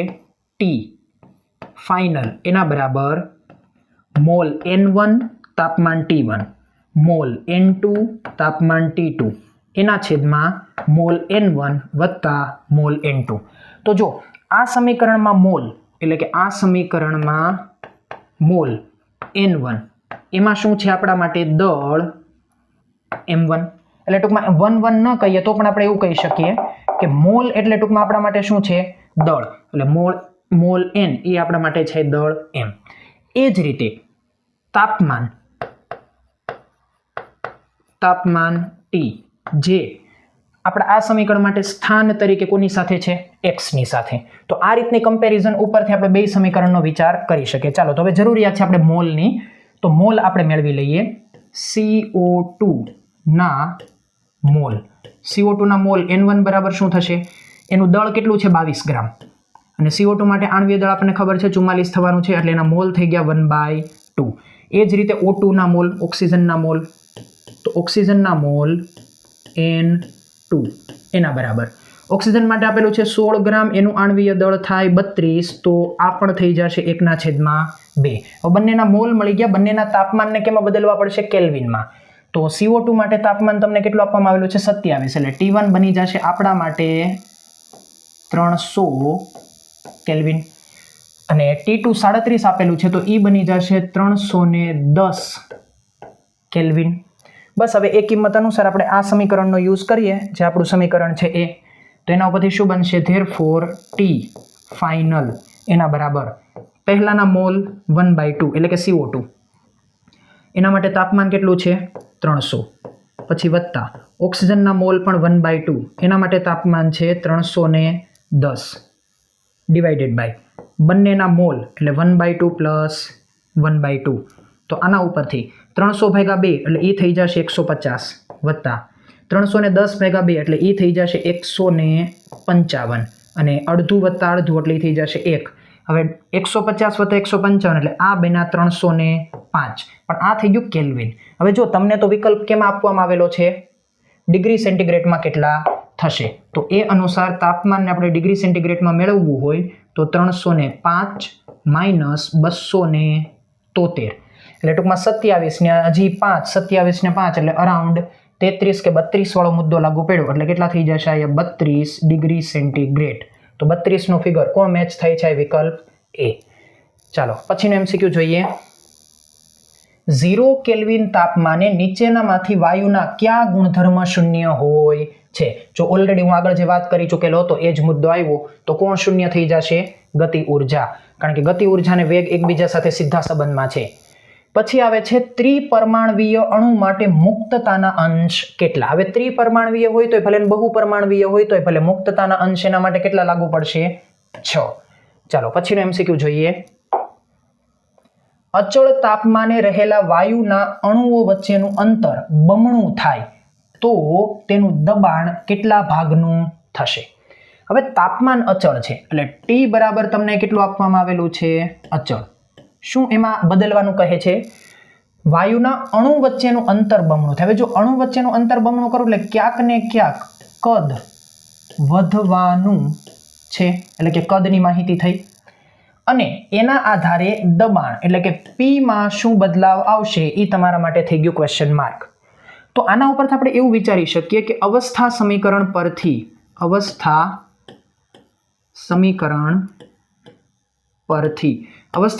પરથી શું લખી શકાય? PV બરાબર nRT. હવે જો તાપમાન અચળ છે એટલે nRT આખું શું કહેવામાં આવશે? અચળ. તો આપણે આના ઉપરથી એવું લખી શકીએ કે ભાઈ P1 V1 એના બરાબર P2 V2. હવે પહેલી વખતમાં આપણે વાયુના અણુ વચ્ચેનું અંતર માની લો કે R રાખેલું છે, તો એ અનુસાર આપણે કદ માટે શું લખીશું? પહેલા માટેનું દબાણ P1, કદ માટે લખીએ 4/3 πr1 એનો આપણે ક્યુબ. આ પહેલી વખતનો કેસ છે. બીજા કેસમાં દબાણ P2 થશે ને હવે કદ કી અનુસાર બદલશે.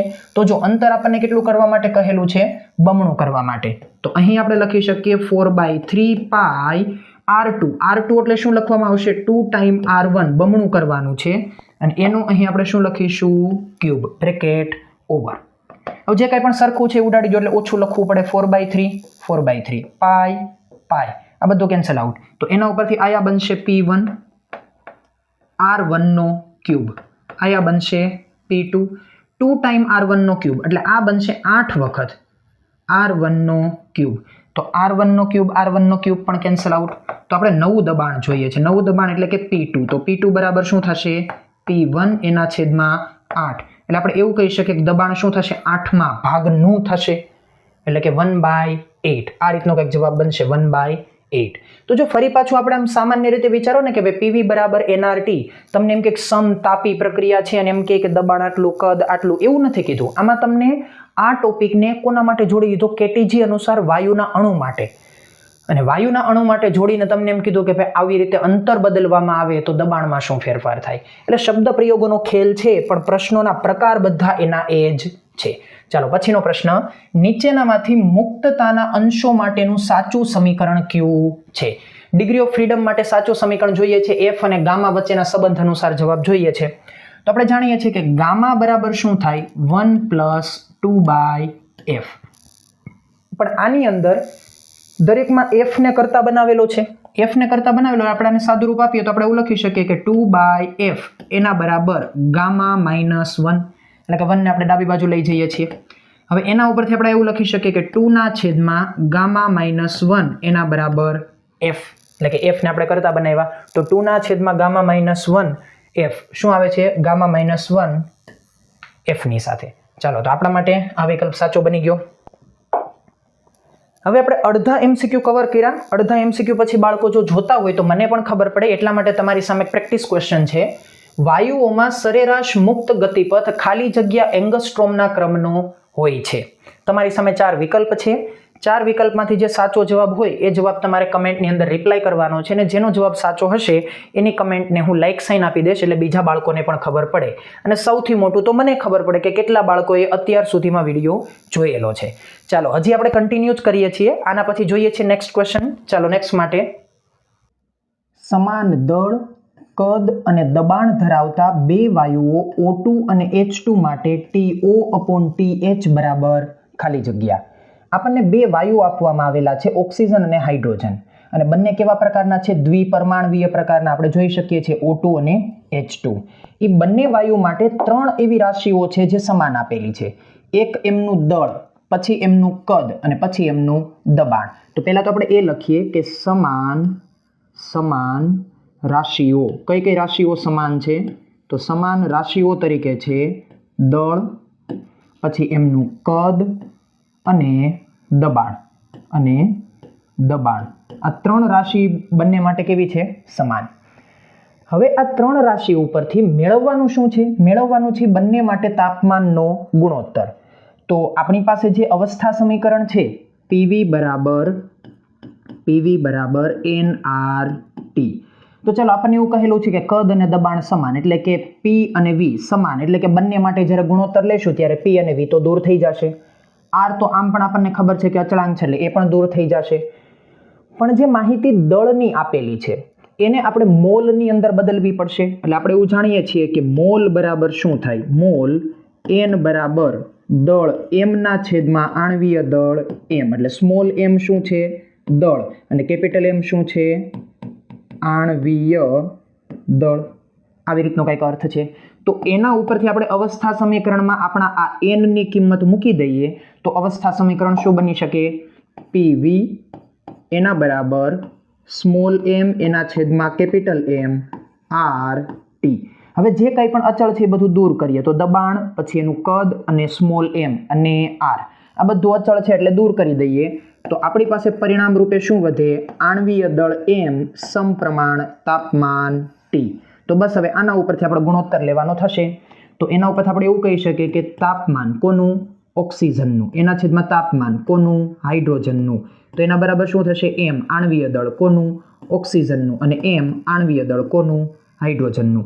હવે ઓક્સિજનનું આણ્વીય દળ કેટલું હોવાનું છે? જો O2 આપેલું છે, O2 એટલે આણ્વીય દળ કેટલું લેવું પડશે? 32 ગ્રામ. અને સાથે અહીં પણ H2 આપેલ છે એટલે કેટલું લેવું પડશે? 2 ગ્રામ.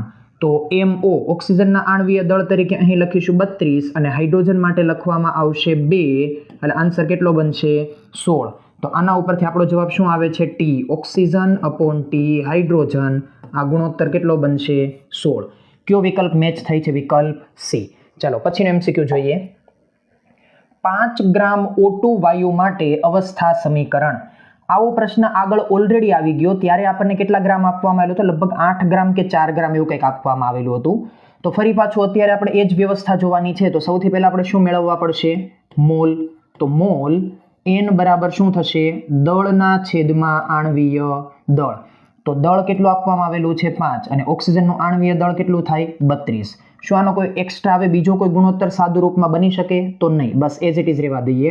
હવે અવસ્થા સમીકરણ PV એના બરાબર nRT. તો એના ઉપરથી આપણે PV એઝ ઇટ ઇઝ રાખીએ. n ના સ્થાને શું લખી નાખીએ? 5/32 અને RT. તો આપણા માટે આવો કંઈક અર્થ બનશે. કયો વિકલ્પ મેચ થઈ શકે? PV બરાબર 5/32 RT. વિકલ્પ બી. જો ઘણા બધા પ્રશ્ન એક જ પ્રકારની પેટર્નમાંથી રિપીટ થાય છે, એટલે આપણે નંબર ઓફ એમસીક્યુ નહીં, એમસીક્યુના પ્રકારને મહત્વ આપીશું. પછીના એમસીક્યુમાં છે 10 ડિગ્રી સેન્ટીગ્રેડ તાપમાને ચોક્કસ દળના એક આદર્શ વાયુની ઘનતાને, આદર્શ વાયુની ઘનતા એટલે રોહ, ઘનતાને દબાણ વડે ભાગવામાં આવે. એટલે કે રોહ અપોન પી ની જરૂરિયાત છે. કેની જરૂરિયાત છે? રોહ અપોન પી. તો તે કેટલી મળે છે? x મળે છે. જો 110 ડિગ્રી સેન્ટીગ્રેડ તાપમાને આ ગુણોત્તર લેવામાં આવે તો એ ગુણોત્તર શું થઈ શકે? એટલે અર્થ એવો છે કે આપણે જે આગળ ઓલરેડી સમીકરણ લખી ચૂકેલા છે એમ P અપોન રોહ એના બરાબર RT અપોન M0, જ્યાં M0 આપણા માટે શું છે? આણ્વીય દળ. એટલે કે દબાણ અને ઘનતાનો ગુણોત્તર ઓલરેડી આપણે આગળ ઉપયોગમાં લઈ ચૂકેલા છીએ. પણ આપણે અહીં દબાણ અને ઘનતાનો ગુણોત્તર નથી જોઈતો. આપણે અહીં કોનો ગુણોત્તર જોઈએ છે? ઘનતા અને દબાણનો. ચાલો એ તો કાંઈ વાંધો નહીં, વ્યસ્ત કરી લેશું. પણ એ ગુણોત્તર મેળવવા માટે માહિતી કોની આપવામાં આવેલી છે? જો એક વખતે તાપમાન કેટલું આપવામાં આવ્યું? 10 ડિગ્રી સેન્ટીગ્રેડ. અને એ વખતે ગુણોત્તર છે એ x છે. હવે જો તાપમાન કેટલું કરવામાં આવે? 110 ડિગ્રી સેન્ટીગ્રેડ, તો આ જ ગુણોત્તરનું મૂલ્ય શું થાય? મતલબ કે રોહ બાય પી ના ગુણોત્તરને કોની સાથે કમ્પેર કરવાનો છે? તાપમાન સાથે. તો આના ઉપર આપણે આવું લખી શકીએ કે ધેરફોર રોહ અપોન પી એના બરાબર શું થઈ જશે? M0 upon RT. હવે જેમ ખબર છે એમ કે M0 અને R એ તો અચળ રહેશે. એટલે આના ઉપરથી આપણા માટે મહત્વપૂર્ણ સંબંધ અથવા તો સમીકરણ શું? Rho upon P proportional to 1 upon T. આપણા માટે અત્યારે આ સમીકરણ મહત્વનું છે. હવે આને આપણે બે અલગ અલગ તાપમાન માટે લઈએ તો આપણને જે અહીં 10 ડિગ્રી સેન્ટીગ્રેડ તાપમાન આપેલું છે એને આપણે કહી દઈએ, માની લો કે ચાલો T1, એને આપણે કહીએ T1. તો એને આપણે કેલ્વિનમાં બદલીશું તો કેટલું થઈ જશે? 283 કેલ્વિન. એ જ રીતે તાપમાન T2 જે આપણને કેટલું આપવામાં આવેલું છે? 110. એટલે એને આપણે લખીએ 110 ડિગ્રી સેન્ટીગ્રેડ. તો એ કેટલું થઈ જશે? 383 કેલ્વિન. બસ હવે આ બંને તાપમાનને આપણે આ સંબંધની અંદર ઉપયોગમાં લઈ અને ગુણોત્તર મેળવવાનો છે. તો આપણે અહીં લખી શકીએ રોહ અપોન પી. કયા તાપમાન માટે વાત કરીએ છીએ? 10 ડિગ્રી સેન્ટીગ્રેડ એના છેદમાં રોહ અપોન પી. કયા તાપમાન માટે? 110 ડિગ્રી સેન્ટીગ્રેડ એના બરાબર. તાપમાનનો સંબંધ વ્યસ્ત છે એટલે અંશમાં તાપમાન લખવું પડશે 110 ડિગ્રી સેન્ટીગ્રેડ વાળું અને છેદમાં તાપમાન લખવું પડશે 10 ડિગ્રી સેન્ટીગ્રેડ વાળું. બંનેના તાપમાનને અહીં લખી જ નાખીએ. 110 માટે શું થશે? 383 અને આયા થઈ જશે 283. તો એના ઉપરથી હવે રોહ અપોન પી 10 ડિગ્રી સેન્ટીગ્રેડ માટે એનું મૂલ્ય કેટલું આપવામાં આવેલું છે? x. તો આપણે અહીં લખી શકીએ x એના છેદમાં રોહ અપોન પી. કયા તાપમાન માટે વાત થઈ છે? 110 ડિગ્રી સેન્ટીગ્રેડ એના બરાબર થશે 383 એને ભાગ્યા 283. તો બસ હવે આના ઉપરથી આપણે જે જોઈએ છે એને કરતા બનાવી લઈએ. રોહ અપોન પી 110 ડિગ્રી સેન્ટીગ્રેડ માટે કેટલું થઈ જશે? 283 એને ભાગ્યા 383 એને ગુણ્યા શું આવશે? x. તો કયો વિકલ્પ મેચ થઈ શકે? 283 ભાગ્યા 383 ઇન્ટુ x. વિકલ્પ ડી. ચાલો પછીનો એમસીક્યુ જોઈએ. જો સીપી અને સીવી એ વિશિષ્ટ ઉષ્મા હોય અને એમ આપણા માટે શું છે? અણુભાર. અને આર શું છે એ મોલર વાયુ અચળાંક. તો કયો સંબંધ સાચો છે? તો સીપી અને સીવી નો સંબંધ આર સાથે કયો સાચો બનશે? સીપી માઇનસ સીવી એના બરાબર આર. અને બીજો એક સંબંધ આપણે કયો યાદ રાખવાનો થાય? સીપી અપોન સીવી એના બરાબર ગામા. જો જે કંઈ પણ બાબતો આપણે શરૂઆતમાં વન શોટ એનાલિસિસમાં કહેલી હતી બધી બાબતો અહીં રિપીટ થઈ રહેલી છે. આ એમસીક્યુ પણ જો એ જ રીતે આવેલો છે. આપેલા વીટી આલેખમાં દબાણ P1 અને P2 વચ્ચેનો સંબંધ શું છે? તો આપણે જ્યારે ઓલરેડી શરૂઆતમાં બોઇલ, ચાર્લ્સ અને ગેલ્યુસેકના નિયમોની વાત કરેલી હતી ત્યારે મેં તમને એવું કહેલું હતું કે ચાર્લ્સના નિયમ ઉપરથી એટલે કે V અને T ના સંબંધ ઉપરથી તમને એક આલેખ ઉપરનો પ્રશ્ન પૂછાશે અને એ આલેખની અંદર જે કંઈ પણ દબાણ આપવામાં આવેલા છે એ દબાણના મૂલ્યને આપણે કમ્પેર કરવાના છે. તો સૌથી પહેલા તો આપણને ગ્રાફ કોના વર્સિસ કોનો આપવામાં આવેલો છે? V અને T નો. તો એનો ઢાળ આપણને શું મળે? તો એ તો આપણને અવસ્થા સમીકરણ ઉપરથી ખ્યાલ આવે. તો આપણે પહેલા તો એ કન્સિડર કરીએ અવસ્થા સમીકરણ પરથી. અવસ્થા સમીકરણ પરથી. તો અવસ્થા સમીકરણ આપણને શું કહે છે? PV બરાબર nRT. હવે એમાંથી આપણે શું જોઈએ છે? V ના છેદમાં T. કારણ કે ઢાળ આપણને શું મળે છે ગ્રાફમાં? ઢાળ બરાબર મળે છે V ના છેદમાં T. તો આપણે આ સમીકરણમાં V ના છેદમાં T તૈયાર કરીએ તો V ના છેદમાં T એના બરાબર શું થશે? nR upon P. તો nR તો આપણા માટે કેવું પદ છે? અચળ. અને એ આપણા માટે મહત્વનું નથી. તો આપણે આના ઉપરથી એવું કહી શકીએ કે ઢાળ એટલે કે V ના છેદમાં T સમપ્રમાણ 1 ના છેદમાં શું થશે? P. તો એનો અર્થ એવો થઈ ગયો કે જેના માટે ઢાળ વધુ તેનો P ઓછો. કારણ કે બંને એકબીજાથી કેવા સંબંધમાં છે? વ્યસ્ત. અને જેના માટે ઢાળ ઓછો તેના માટે તેનો P કેવો થશે? વધુ. એટલે કે જેનો ઢાળ ઓછો હશે એનો P વધુ આવશે અને જેનો ઢાળ વધુ હશે એનો P ઓછો આવશે. તો એ પરિસ્થિતિમાં આપણે એવું જોઈ શકીએ કે જો P માટે ઢાળ સૌથી વધુ છે તો એ પરિસ્થિતિમાં દબાણ તરીકે P નું મૂલ્ય કેવું આવશે? એટલે કે P2 નું મૂલ્ય કેવું આવશે? નાનું. અને અહીં આપણે એવું જોઈ શકીએ કે P1 માટે ઢાળ કેવો છે? ઓછો. તો એ પરિસ્થિતિમાં દબાણ તરીકે P1 નું મૂલ્ય કેવું આવશે? વધુ. તો આપણે અહીં એવું કહી શકીએ કે P1 વધુ છે કોની કમ્પેરિઝનમાં? P2 ની કમ્પેરિઝનમાં. અથવા તો એવું કહી શકીએ કે P2 લેસ ધેન P1 જે રીતે લખાયેલું હોય એ રીતે. તો કયો વિકલ્પ મેચ થાય છે? P2 લેસ ધેન P1 વિકલ્પ C. ચાલો પછીનો MCQ જોઈએ. આકૃતિમાં દર્શાવ્યા મુજબ બે ગોળા એકબીજાથી જોડેલા છે. હવે પહેલા તો આપણે આકૃતિને જોઈએ કે જો આકૃતિમાં એવું દેખાડાય છે કે આ એક ગોળો છે આપણી પાસે અને સાથે આ બીજો ગોળો છે અને બંને ગોળાને આવી રીતે ટનલથી એકબીજા સાથે જોડેલા છે. તો એનો અર્થ એમ કે જે કંઈ પણ દબાણની અવસ્થા આની અંદર છે એ જ દબાણની અવસ્થા કોની અંદર છે? આની અંદર. એટલે કે બંને માટે દબાણ કેવા થઈ જશે? સરખા. તો પહેલું જે વાક્ય કહે છે વાક્ય કંઈક આપણને આવો ક્લુ આપે છે કે બંનેના દબાણ કેવા છે? સમાન છે. બંને માટે દબાણ કેવા છે? સમાન. એટલે એના ઉપરથી આપણે આવું કંઈક કહી શકીએ કે P1 બરાબર શું આપવામાં આવેલું છે? P2. પછી એવું કહેલું છે કે ગોળા એકનું કદ, હવે ચર્ચા આવે છે કદની. ગોળા એકનું કદ ગોળા 2 કરતા બમણું છે. એટલે હવે આપણે ચર્ચા કોની કરી નાખીએ? કદની. તો આ આપણે લખી શકીએ સંબંધ તરીકે કદ. ગોળા એકનું કદ એટલે V1 એના બરાબર લખીએ આપણે ગોળા 2 નું કદ એટલે કે V2. શું લખેલું છે? ગોળા એકનું કદ ગોળા 2 કરતા બમણું છે એટલે અહીંયા લખી નાખીએ 2. તો આ સંબંધ કેવો થઈ જાય? ઇક્વાલિટીમાં. તેમાં અનુક્રમે 100 કેલ્વિન અને 200 કેલ્વિન તાપમાને આદર્શ વાયુ ભરેલો છે. હવે જો કોનું 100 કેલ્વિન છે અને કોનું 200 કેલ્વિન છે. પહેલા ગોળા માટેનું કદ વધુ છે પણ એના માટે તાપમાન કેટલું આપવામાં આવેલું છે? 100 કેલ્વિન. જ્યારે કે બીજા ગોળા માટે કદ નાનું છે પણ એના માટે તાપમાન કેટલું આપવામાં આવેલું છે? 200 કેલ્વિન. તો બંને માટે આપણે તાપમાનનું આઈડેન્ટિફિકેશન આપી દઈએ તો આપણે તાપમાન માટે એવું લખી શકીએ કે T1 અને T2. તો માની લો કે ચાલો આપણે આના માટે તાપમાનને કહીએ છીએ T1 અને આના માટે આપણે તાપમાનને કહીએ છીએ T2. તો આપણે આવું કંઈક લખી શકીએ કે T2 બરાબર શું થાય છે? 2 વખત T1 એટલે કે 200 એના બરાબર શું થઈ જશે? 2 વખત 100. આવી રીતનો કંઈક સંબંધ બને છે. તો બસ હવે આ જે પરિસ્થિતિ આપવામાં આવેલી છે એ પરિસ્થિતિ અનુસાર આપણે શું જોઈએ છે, ચાલો તાપમાનનો સંબંધ તો પહેલા લખી નાખીએ. શું લખેલું છે અહીં? તાપમાન આપણને આપેલું છે T2 એના બરાબર 2 વખત T1. ચાલો પછી શું કહે છે? ગોળા 1 માં ભરેલ વાયુનું દળ m છે, તો ગોળા 2 માં રહેલા વાયુનું દળ કેટલું હોય? તો બસ હવે દળની માહિતી અનુસાર આપણે એવું કહી શકીએ કે દળ માટે પેલા ગોળાની અંદરનું દળ એટલે કે m1 કેટલું છે? m.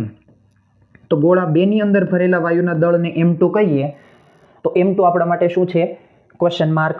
તો હવે આપણે એવું જોઈ શકીએ છીએ કે દબાણ આપણને સમાન આપેલું છે, કદ અને તાપમાનનો સંબંધ છે અને દળની માહિતી છે. તો ઉપયોગમાં લઈશું અવસ્થા સમીકરણ. પણ એ અવસ્થા સમીકરણની અંદર પદ આવી જવું જોઈએ PV અને T, એટલે સામાન્ય અવસ્થા સમીકરણનો ઉપયોગ કરીશું. તો therefore PV એના બરાબર nRT. પણ આપણે મોલ n બરાબર શું લખવું પડશે? સ્મોલ m ના છેદમાં કેપિટલ M, કારણ કે આપણને માહિતી દળની આપેલી છે. તો એના ઉપરથી PV એના બરાબર સ્મોલ m એના છેદમાં કેપિટલ M અને બ્રેકેટમાં આવશે RT. તો બસ હવે આમાંથી જે કંઈ પણ અચળ છે એ બધાને અવોઇડ કરો. જો દબાણ સમાન, P ને જતું કરી દો. વાયુ સમાન જ છે એટલે વાયુના આણ્વીય દળ સરખા થઈ જશે, એટલે M દૂર કરી શકાય પણ એના વાસ્તવિક દળ અલગ અલગ છે. વાયુ અચળાંક R એને પણ દૂર કરી શકીએ. તો વધતા સંબંધને ગુણોત્તર રૂપે લખીએ તો ડાબી બાજુ શું વધી શકે છે? V1/V2 એના બરાબર. જમણી બાજુ આવે છે M, એટલે આ આપણે લખીશું M1/M2 એને ગુણ્યા T પણ સાથે અંશમાં છે એટલે T1/T2. આવી રીતનો અર્થ છે. હવે દરેકની કિંમતો રાખીએ તો જો હવે આપણે V1/V2 નો ગુણોત્તર જોઈએ છે. તો અહીંયા આપણને આપેલું છે V1 બરાબર 2 ટાઈમ V2. તો એના ઉપરથી ગુણોત્તર V1/V2 શું થઈ શકશે? V1/V2 થશે 2. એના જ ઉપરથી તાપમાનના ગુણોત્તરની જરૂર પડશે. તો ચાલો આપણે મેળવી લઈએ T1/T2. તો T1/T2 શું બની શકે એમ છે? 1/2. T1/T2 કેટલા બનશે? 1/2. બસ હવે બધી કિંમતો મૂકીએ. V1/V2 કેટલા થાય છે અહીં? 2 એના બરાબર M1 તો આપણને M આપેલા છે, M2 આપણે મેળવવાના છે, એને ગુણ્યા T1/T2 કેટલા બની શકે છે? 1/2. તો બસ હવે આના ઉપરથી આપણે M2 ને કરતા લઈએ તો શું થઈ જશે? M/4. તો બીજા ગોળાની અંદર રહેલા વાયુનું દળ કેટલું હોઈ શકે? M/4. કયો વિકલ્પ મેચ થશે? વિકલ્પ C. ચાલો પછીનો MCQ જોઈએ. અચળ દબાણે અને અચળ કદે આદર્શ વાયુની મોલર વિશિષ્ટ ઉષ્મા અનુક્રમે Cp અને Cv હોય તથા ગામા Cp/Cv અને R સાર્વત્રિક વાયુ અચળાંક હોય તો Cv બરાબર શું? આપણે Cv ના પદમાં જવાબ જોઈએ છે અને વિકલ્પો તમે ચેક કરો તો એવું આપવામાં આવેલું છે કે દરેક વિકલ્પની અંદર Cv માટેનો જવાબ ગામા અને R ના સંબંધમાં આપેલો છે. તો આપણે એવો અર્થ જોઈ શકીએ કે ભાઈ આપણે Cv નો જવાબ અથવા તો સમીકરણ કયા રૂપમાં જોઈએ છે? ગામા અને R ના સંબંધના રૂપમાં જોઈએ છે. તો પહેલા તો Cp અને Cv એક સમીકરણમાં R સાથે સંબંધ દર્શાવે છે અને બીજા સમીકરણમાં ગામા સાથે સંબંધ દર્શાવે છે. તો બંને સમીકરણ લખીએ અને પછી કંઈક સાદુ રૂપની વ્યવસ્થા વિચારીએ. તો સૌથી પહેલા આપણે એવું લખી શકીએ કે Cp - Cv એના બરાબર થશે કેપિટલ R. બીજામાં આપણે એવું લખી શકીએ કે Cp/Cv એના બરાબર થશે ગામા. હવે આપણે શું જોઈએ છે? Cv. જો તમારે Cv જોઈતું હોય તો એનો અર્થ એવો થયો કહેવાય કે આ સમીકરણની અંદર Cp ને રિપ્લેસ કરો. Cp ને રિપ્લેસ કરશો એટલે Cp દૂર થઈ જશે પણ Cv સમીકરણની અંદર રહેશે. તો એવું આપણે ક્યારે કરી શકીએ?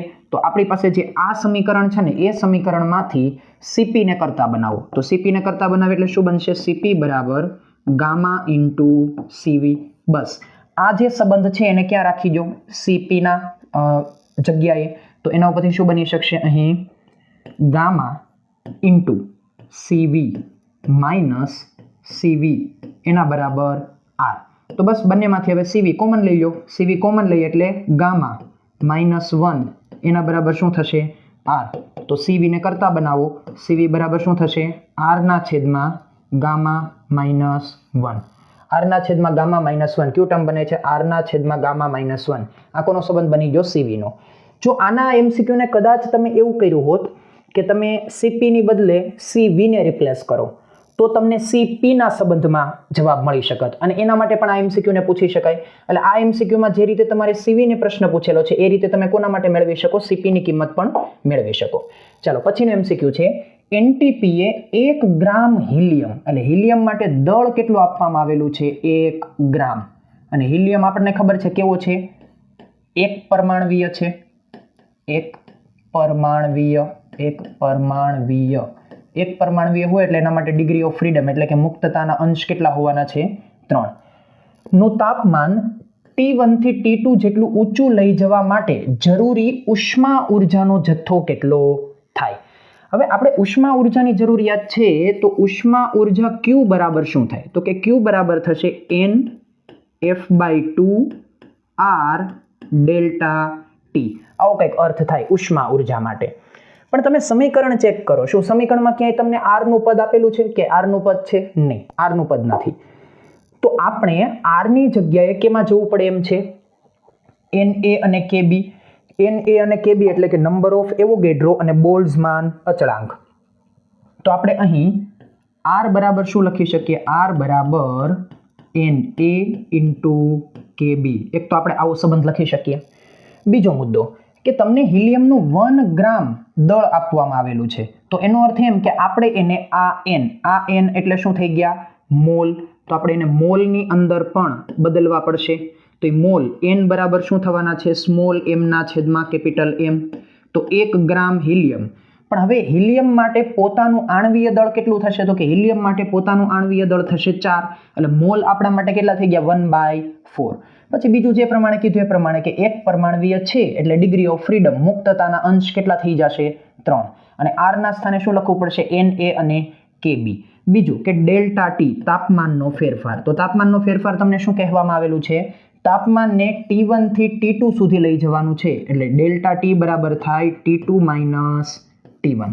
બસ હવે બધી કિંમતો આપણે આપણા બેઝિક સમીકરણમાં રાખીએ તો શું જવાબ મળી શકે, Q એના બરાબર n, મોલ કેટલા છે 1/4.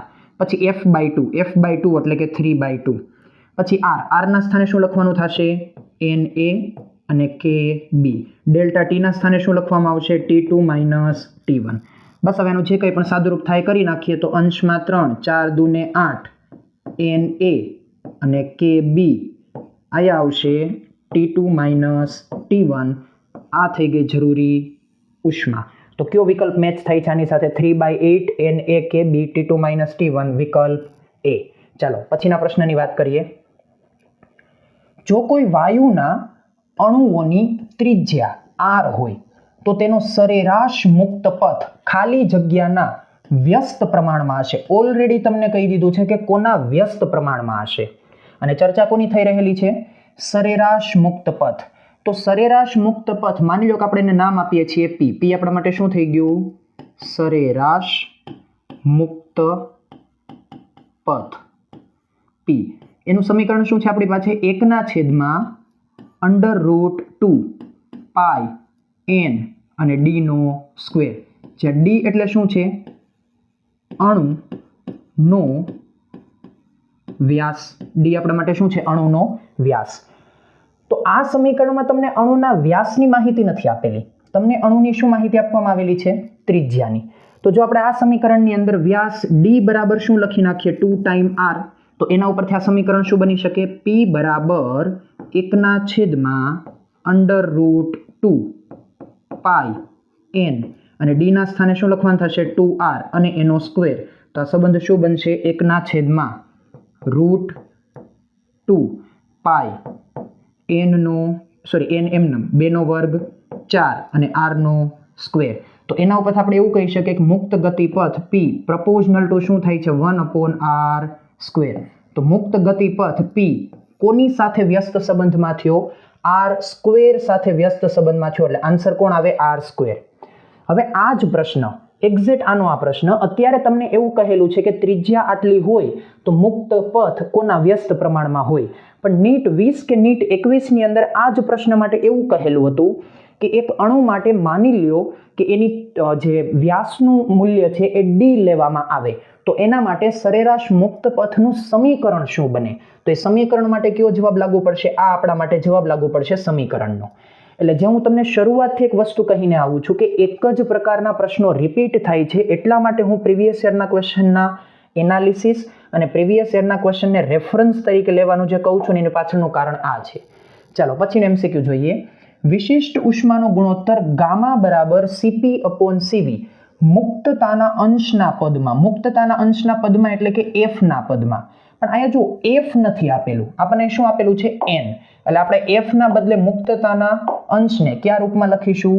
N ના રૂપમાં. તો આપણે ઓલરેડી એક સંબંધ આગળ લખી ચૂકેલા છીએ કે ગામા બરાબર શું થાય છે 1 + 2/f.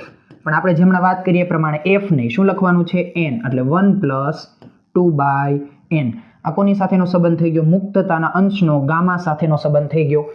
કયો વિકલ્પ મેચ થશે આને અનુસાર? 1 + 2/n.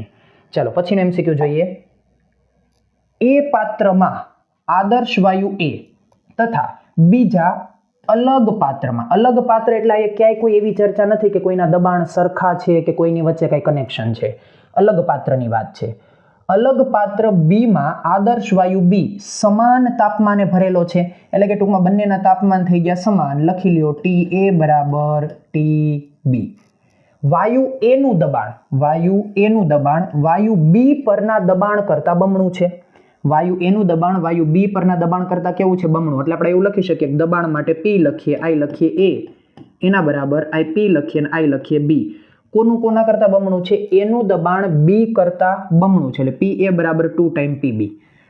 આ શરત અનુસાર વાયુ A ની ઘનતા વાયુ B ની ઘનતા કરતા 1.5 ગણી મળે છે. હવે બીજી માહિતી ઘનતાની છે, તો ચાલો અહીંયા લખીએ ρA, એના બરાબર અહીંયા લખીએ ρB. વાયુ A ની ઘનતા B ની ઘનતા કરતા 1.5 ગણી. 1.5 ને આપણે 1.5 નહીં લખીએ પણ અહીંયા લખીએ 3/2. એવું શું કામ સર? ગુણોત્તર લેવામાં સરળતા રહે એટલા માટે.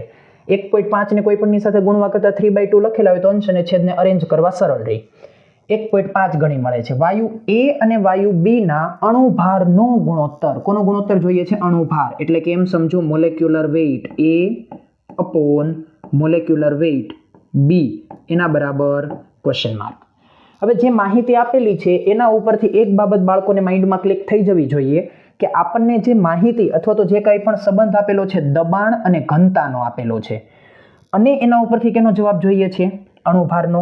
તો આપણી પાસે એક બેસ્ટ સમીકરણ છે P અને ρ વાળું. P/ρ એના બરાબર RT/ અણુભાર તરીકે m0. હવે એમાંથી RT બંને અચળ થઈ જશે. કેમ? કારણ કે જો R તો અમથોય અચળ છે અને અહીં એવું કહેવામાં આવેલું છે કે સમાન તાપમાને, એટલે ઓલરેડી આપણે લખી ચૂક્યા TA = TB. તો બસ હવે P/ρ પ્રપોઝનલ ટુ શું થઈ ગયું? m0. તો બંનેના P અને બંનેના ρ એના ઉપરથી આપણે ગુણોત્તર સંબંધ જોઈએ છે m0 નો. તો એના ઉપરથી બંનેનું અરેન્જમેન્ટ કરીએ તો આપણે લખી શકીએ m0 પ્રપોઝનલ ટુ શું થઈ જશે? ρ/P. m0 ને કરતા બનાવશો એટલે શું બનશે? ρ/P. તો બસ હવે બંને માટે આપણે એવું માની લઈએ, પહેલા માટે m ને કહીએ ma, બીજા માટે m ને આપણે કહી દઈએ mb એના બરાબર ρ સમપ્રમાણમાં છે એટલે ρA/ρB. P વ્યસ્ત સંબંધમાં છે એટલે PB/PA. હવે જે કંઈ પણ માહિતીઓ છે એનો ઉપયોગ કરીએ તો જો અહીં તમને આપેલું છે PA = 2 × PB, એટલે એનો અર્થ એમ કે PA/PB આ આપણે ગુણોત્તર લખી નાખીએ PA/PB એના બરાબર શું થશે? 2. એ જ રીતે ρA/ρB એના બરાબર શું થશે? 3/2. બસ હવે જે કંઈ પણ જોઈએ એ પ્રમાણે લખી લઈએ. ρA/ρB ચાલો એ તો એઝ ઇટ ઇઝ બનશે 3/2 અને PB/PA એટલે વ્યસ્ત સંબંધ રૂપે લેવું પડશે 1/2. તો એનો જવાબ થશે 3/4. કોના બરાબર આવે છે? MA/MB. તો આપણા માટે જવાબ થઈ ગયો 3/4. કયો વિકલ્પ મેચ થશે? વિકલ્પ C 3/4. ચાલો પછીનો MCQ જોઈએ. 27 ડિગ્રી સેન્ટીગ્રેડ તાપમાને અને 1 × 10⁵ Nm/m² દબાણે, એટલે તાપમાન અને દબાણનો સાયમલ્ટેનિયસ રિલેશન આપ્યો છે. આપેલા દળના વાયુના અણુઓનો RMS વેગ, એટલે RMS વેગ કેટલો આપી દીધેલો છે? 200 મીટર/સેકન્ડ. જ્યારે તાપમાન અને દબાણ અનુક્રમે 127 ડિગ્રી સેન્ટીગ્રેડ અને દબાણનું મૂલ્ય કેટલું થઈ જાય છે 0.05 ગુણ્યા 10⁵ ન્યૂટન પર મીટર સ્ક્વેર, તો અણુઓનો આરએમએસ વેગ મીટર પ્રતિ સેકન્ડમાં કેટલો થાય? હવે જો પહેલાના આરએમએસ વેગને આપણે કહી દઈએ v1, તો v1 નું મૂલ્ય તમને કેટલું આપેલું છે 200 મીટર પ્રતિ સેકન્ડ. બીજા કેસમાં મેળવવાનો છે એટલે એને કહીએ આપણે v2, અને v2 આપણા માટે થઈ ગયો ક્વેશ્ચન માર્ક. હવે તમને બંને અવસ્થા માટે તાપમાનની માહિતી આપી. પહેલી અવસ્થામાં તાપમાન આપ્યું 27, બીજી અવસ્થામાં આપ્યું 127. પહેલી અવસ્થામાં દબાણ આપેલું છે કંઈક આટલું અને પછી આપેલું છે આટલું, અને આપણને જોઈએ છે VRMS. તો ખાસ આપણે એટલું ધ્યાનમાં રાખીશું કે દબાણની માહિતી ભલે આપેલી હોય, આપણે એની કોઈ જરૂર નથી, કારણ કે VRMS ના સમીકરણની અંદર ક્યાંય દબાણનો ઉલ્લેખ નથી. એટલે આપણે માત્ર કેના ઉપર ચાલવાનું છે? તાપમાન ઉપર. તો સૌથી પહેલા આપણે બાળકો તરીકે એક નોટ લખવી જ પડશે કે અહીં VRMS માત્ર તાપમાન પર જ આધારિત છે. એટલે આપણે અહીંયા ક્યાંય કોઈ દબાણની જરૂરિયાત નથી.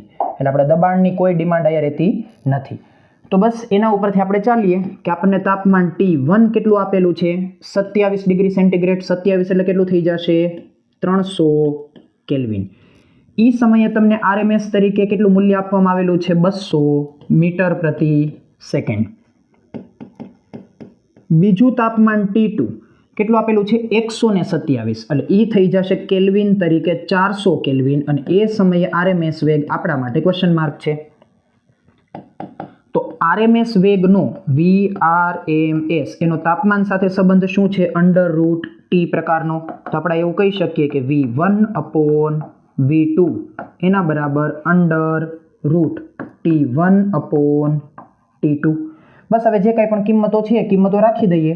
તો V1 કેટલું આપી દીધેલું છે 200, V1 થઈ જશે 200. V2 આપણા માટે અનનોન, એના બરાબર √T1 આપણને આપેલું છે 300, T1 થઈ જશે 300. T2 આપવામાં આવેલું છે 400. બંનેમાંથી 0 કેન્સલ આઉટ, રૂટ લઈએ એટલે અંશમાં વધશે √3 અને છેદમાં 4 નું રૂટ થઈ જશે 2.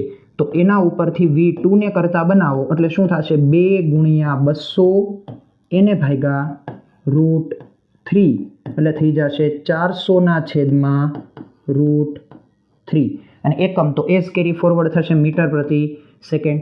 કયો વિકલ્પ મેચ થાય છે? 400 ના છેદમાં √3. તો જો આપણને એક જ પ્રકારના સમીકરણ, ખાસ કરીને આ ચેપ્ટરમાંથી જો કોઈ પ્રશ્નની આપણે વાત કરીએ કે કોણ રિપીટેડલી પૂછાયેલું છે, તો એના માટે મહત્વની ટર્મ એક જ છે કે એક VRMS, અને બીજું જે અવસ્થા સમીકરણ છે એ અવસ્થા સમીકરણમાં કાં તો PV બરાબર nRT અને કાં નહીતર એનું ઘનતા સાથેનો સંબંધ P/ρ એના બરાબર RT/m0. અત્યાર સુધીના આપણે જેટલા MCQ જોયા એમાંથી 70% આજુબાજુના MCQ માત્ર આ બે ઉપર ડિપેન્ડ રહ્યા. ચાલો પછીનો MCQ છે, એક આપેલા આદર્શ વાયુના નમૂનાનું કદ V, દબાણ P અને નિરપેક્ષ તાપમાન T છે. દરેક વાયુના અણુનું દળ m છે. હવે જો દરેક વાયુના અણુ માટે દળ આપેલું છે, આપણને આણ્વીય દળની માહિતી નથી, એટલે ખાસ એ અનુસાર વિચારવાનું છે. તો નીચેનામાંથી વાયુની ઘનતા આપે છે. તો વાયુની ઘનતા કોના દ્વારા રજૂ કરી શકાય? હજી આપણે ઘનતાની વાત કરતા હતા ત્યાં ફરી પાછો ઘનતાનો પ્રશ્ન આવ્યો.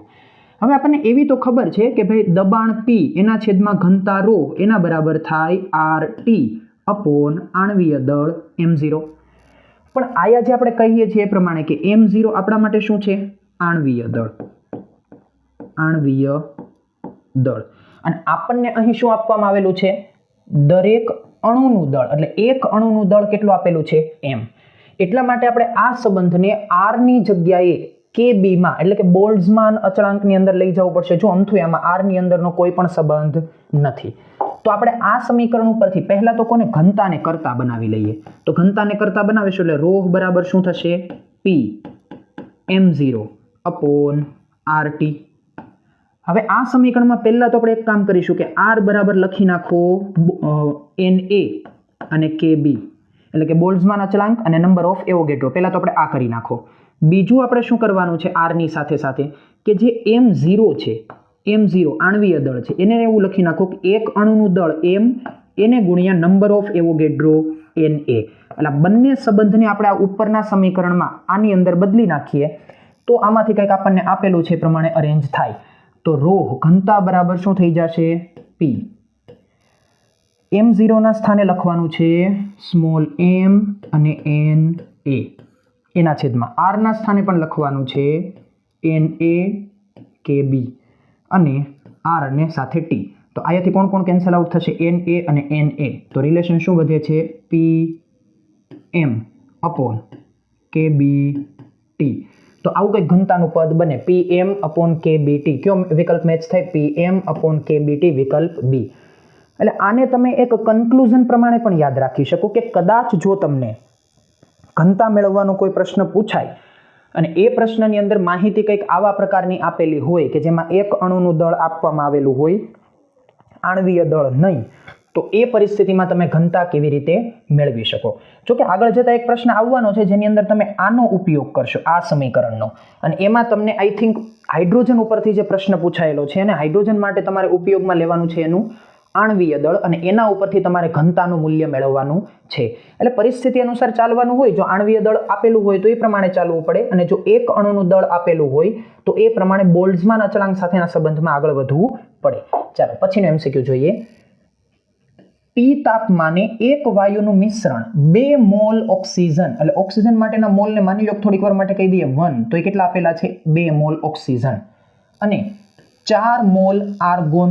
હવે 4 મોલ આર્ગોન એટલે એના માટે કહી દઈએ N2 બરાબર કેટલા? 4. અને પાછું ઓક્સિજન કહેલું છે એટલે એના માટે આપણે કહેવું પડશે O2 અને આર્ગોન એટલે એ આપણા માટે થઈ જશે AR. અને પાછું શું છે? મિશ્રણ છે એટલે કે બે એકબીજાની અંદર એડ કરવામાં આવેલા છે. આંદોલિત ગતિને અવગણતા એટલે કે એની જે કંઈ પણ વાઇબ્રેશનલ મોશન છે ને આપણે અવગણી નાખીએ તો તંત્રની કુલ આંતરિક ઉર્જા કેટલી? હવે આ બંને માટે તમારે આંતરિક ઉર્જા મેળવવાની છે અને આંતરિક ઉર્જાનું સામાન્ય સમીકરણ આપણી પાસે શું છે? NF/2R delta T. આવું આપણી પાસે કંઈક આંતરિક ઉર્જાનું સમીકરણ છે. જો હું તમને ઓલરેડી આગળ શરૂઆતમાં જેવું કહી ચૂકેલો હતો કે આ ચેપ્ટરમાં તમે ઉષ્મા આંતરિક ઉર્જાની ચર્ચા કરો, થર્મોડાયનામિક્સમાં તમે ઉષ્મા આંતરિક ઉર્જાની ચર્ચા કરો. એટલે આ બે ચેપ્ટર વચ્ચે સ્ટ્રોંગ કનેક્શન છે. પણ એ સ્ટ્રોંગ કનેક્શનમાંથી જે કોમન ટોપિક છે એને આપણે સાઈડમાં રાખીએ તો સૌથી વધુ પૂછાતા ટોપિક તો ક્યાં છે? RMS વાળા અને જે આપણું પેલું અવસ્થા સમીકરણ એમાંય તે ઘનતા ઉપરના સંબંધવાળા પ્રશ્નો સૌથી વધુ છે.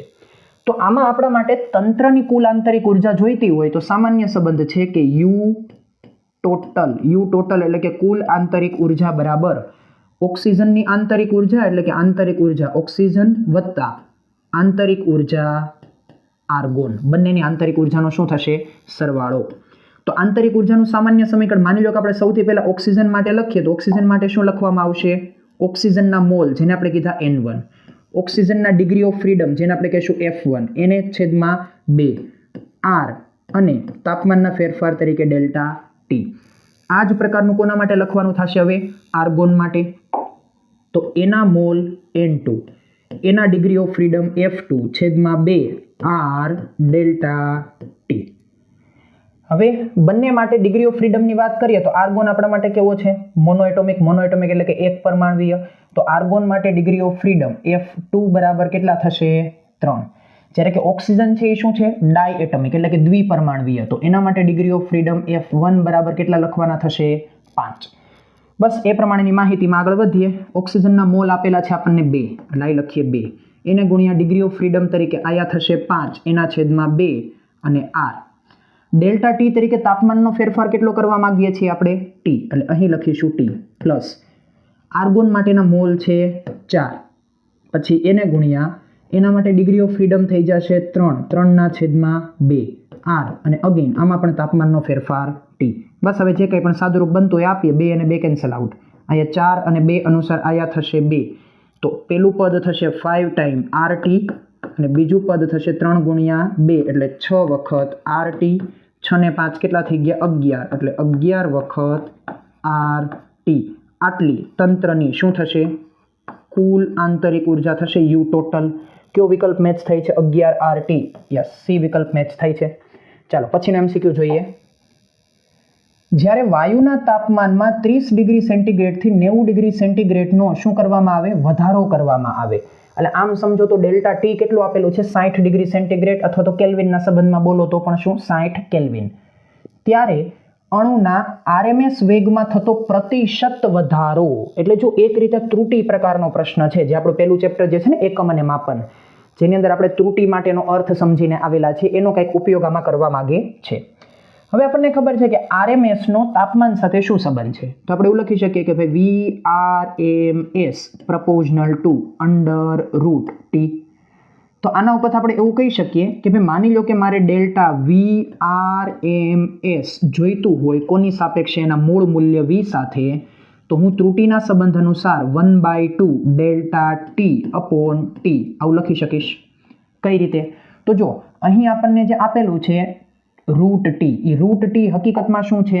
T⁻1/2 જ છે. તો આપણે ત્રુટિના સંબંધમાં એ વસ્તુ સમજી ચૂકેલા છે ને મેં પણ જ્યારે તમને એકમ અને માપન નામનું ચેપ્ટર જ્યારે મેં બધા એમસીક્યુ સોલ્વ કરાવ્યા ત્યારે એ એમસીક્યુની અંદર પણ મેં તમને વસ્તુ કહેલી જ છે કે ત્રુટિ પ્રકારનો પ્રશ્ન આપણા માટે ફાયદાકારક છે. આનો આ પ્રશ્ન જ્યારે ઘન પદાર્થના યાંત્રિક ગુણધર્મોની અંદર બલ્ક મોડ્યુલસ બાબતે પૂછાણો ત્યારે પણ મેં આ વસ્તુ તમને સમજાવેલી હતી. એટલે એ અનુસાર ઘાત આગળ આવી જશે અને ડેલ્ટા ટી અપોન ટી થશે. હવે જો 30 ડિગ્રીથી 90 ડિગ્રીનો ફેરફાર, એટલે આપણા માટે ડેલ્ટા ટી બરાબર કેટલું થઈ ગયું કહેવાય? 60 ડિગ્રી સેન્ટીગ્રેડ કહો તો એ અને કેલ્વિન કહો તો એ, બે અર્થ એક જ થશે. બીજું કે તમારે હવે ડેલ્ટા ટીની સાથે અહીં લખવાનું છે પ્રારંભિક તાપમાન. તો પ્રારંભિક તાપમાન તમે શું લખશો? તો કે જો 30 ડિગ્રી સેન્ટીગ્રેડ થી 90 એ જવાનું છે, એટલે 30 તમારા માટે શું થઈ ગયું? 30 તમારા માટે થઈ ગયું પ્રારંભિક તાપમાન.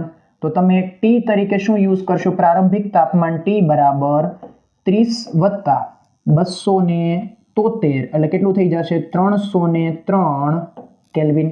આનો ઉપયોગ તમે આ સમીકરણમાં કરો એટલે આયા બનશે ડેલ્ટા વી એના છેદમાં વી એના બરાબર 1/2 બ્રેકેટમાં ડેલ્ટા ટી એટલે કેટલું બનશે? 60 છેદમાં ટી એટલે 303. આ પરિસ્થિતિમાં આ બેને કેન્સલ આઉટ કરો, 2 અને 60 એટલે અંશમાં બનશે કેટલા? 30. તો આ આપણે એવું લખી શકીએ 30 એના છેદમાં 303. તો આ જે જવાબ બનશે એ કેટલો બની શકશે? તો આના ઉપરથી આપણે પ્રતિશત ફેરફાર, જો શું જોઈએ છે? પ્રતિશત વધારો. તો આનો પ્રતિશત વધારો તમને મળશે 9.9% જેવો, અને જેને આપણે ઓપ્શન અનુસાર ચેક કરીએ તો કેટલું બની શકે? 10%.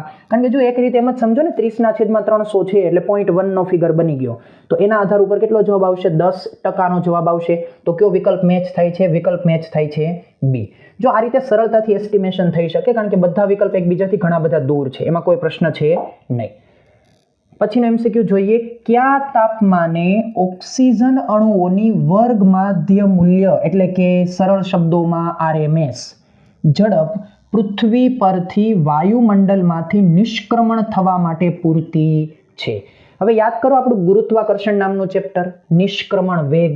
નિષ્ક્રમણ વેગ એટલે શું? તો કે પૃથ્વીના ગુરુત્વાકર્ષણ માંથી મુક્ત થવા જરૂરી વેગ, એને આપણે શું કહીએ છીએ? નિષ્ક્રમણ વેગ. તો પૃથ્વીના ગુરુત્વાકર્ષણમાંથી કોઈ પણ પદાર્થને જો મુક્ત થવું હોય તો એના માટે નિષ્ક્રમણ વેગ એટલે કે એસ્કેપ વેલોસિટી VE એનું મૂલ્ય કેટલું છે? 11.2 કિલોમીટર પ્રતિ સેકન્ડ.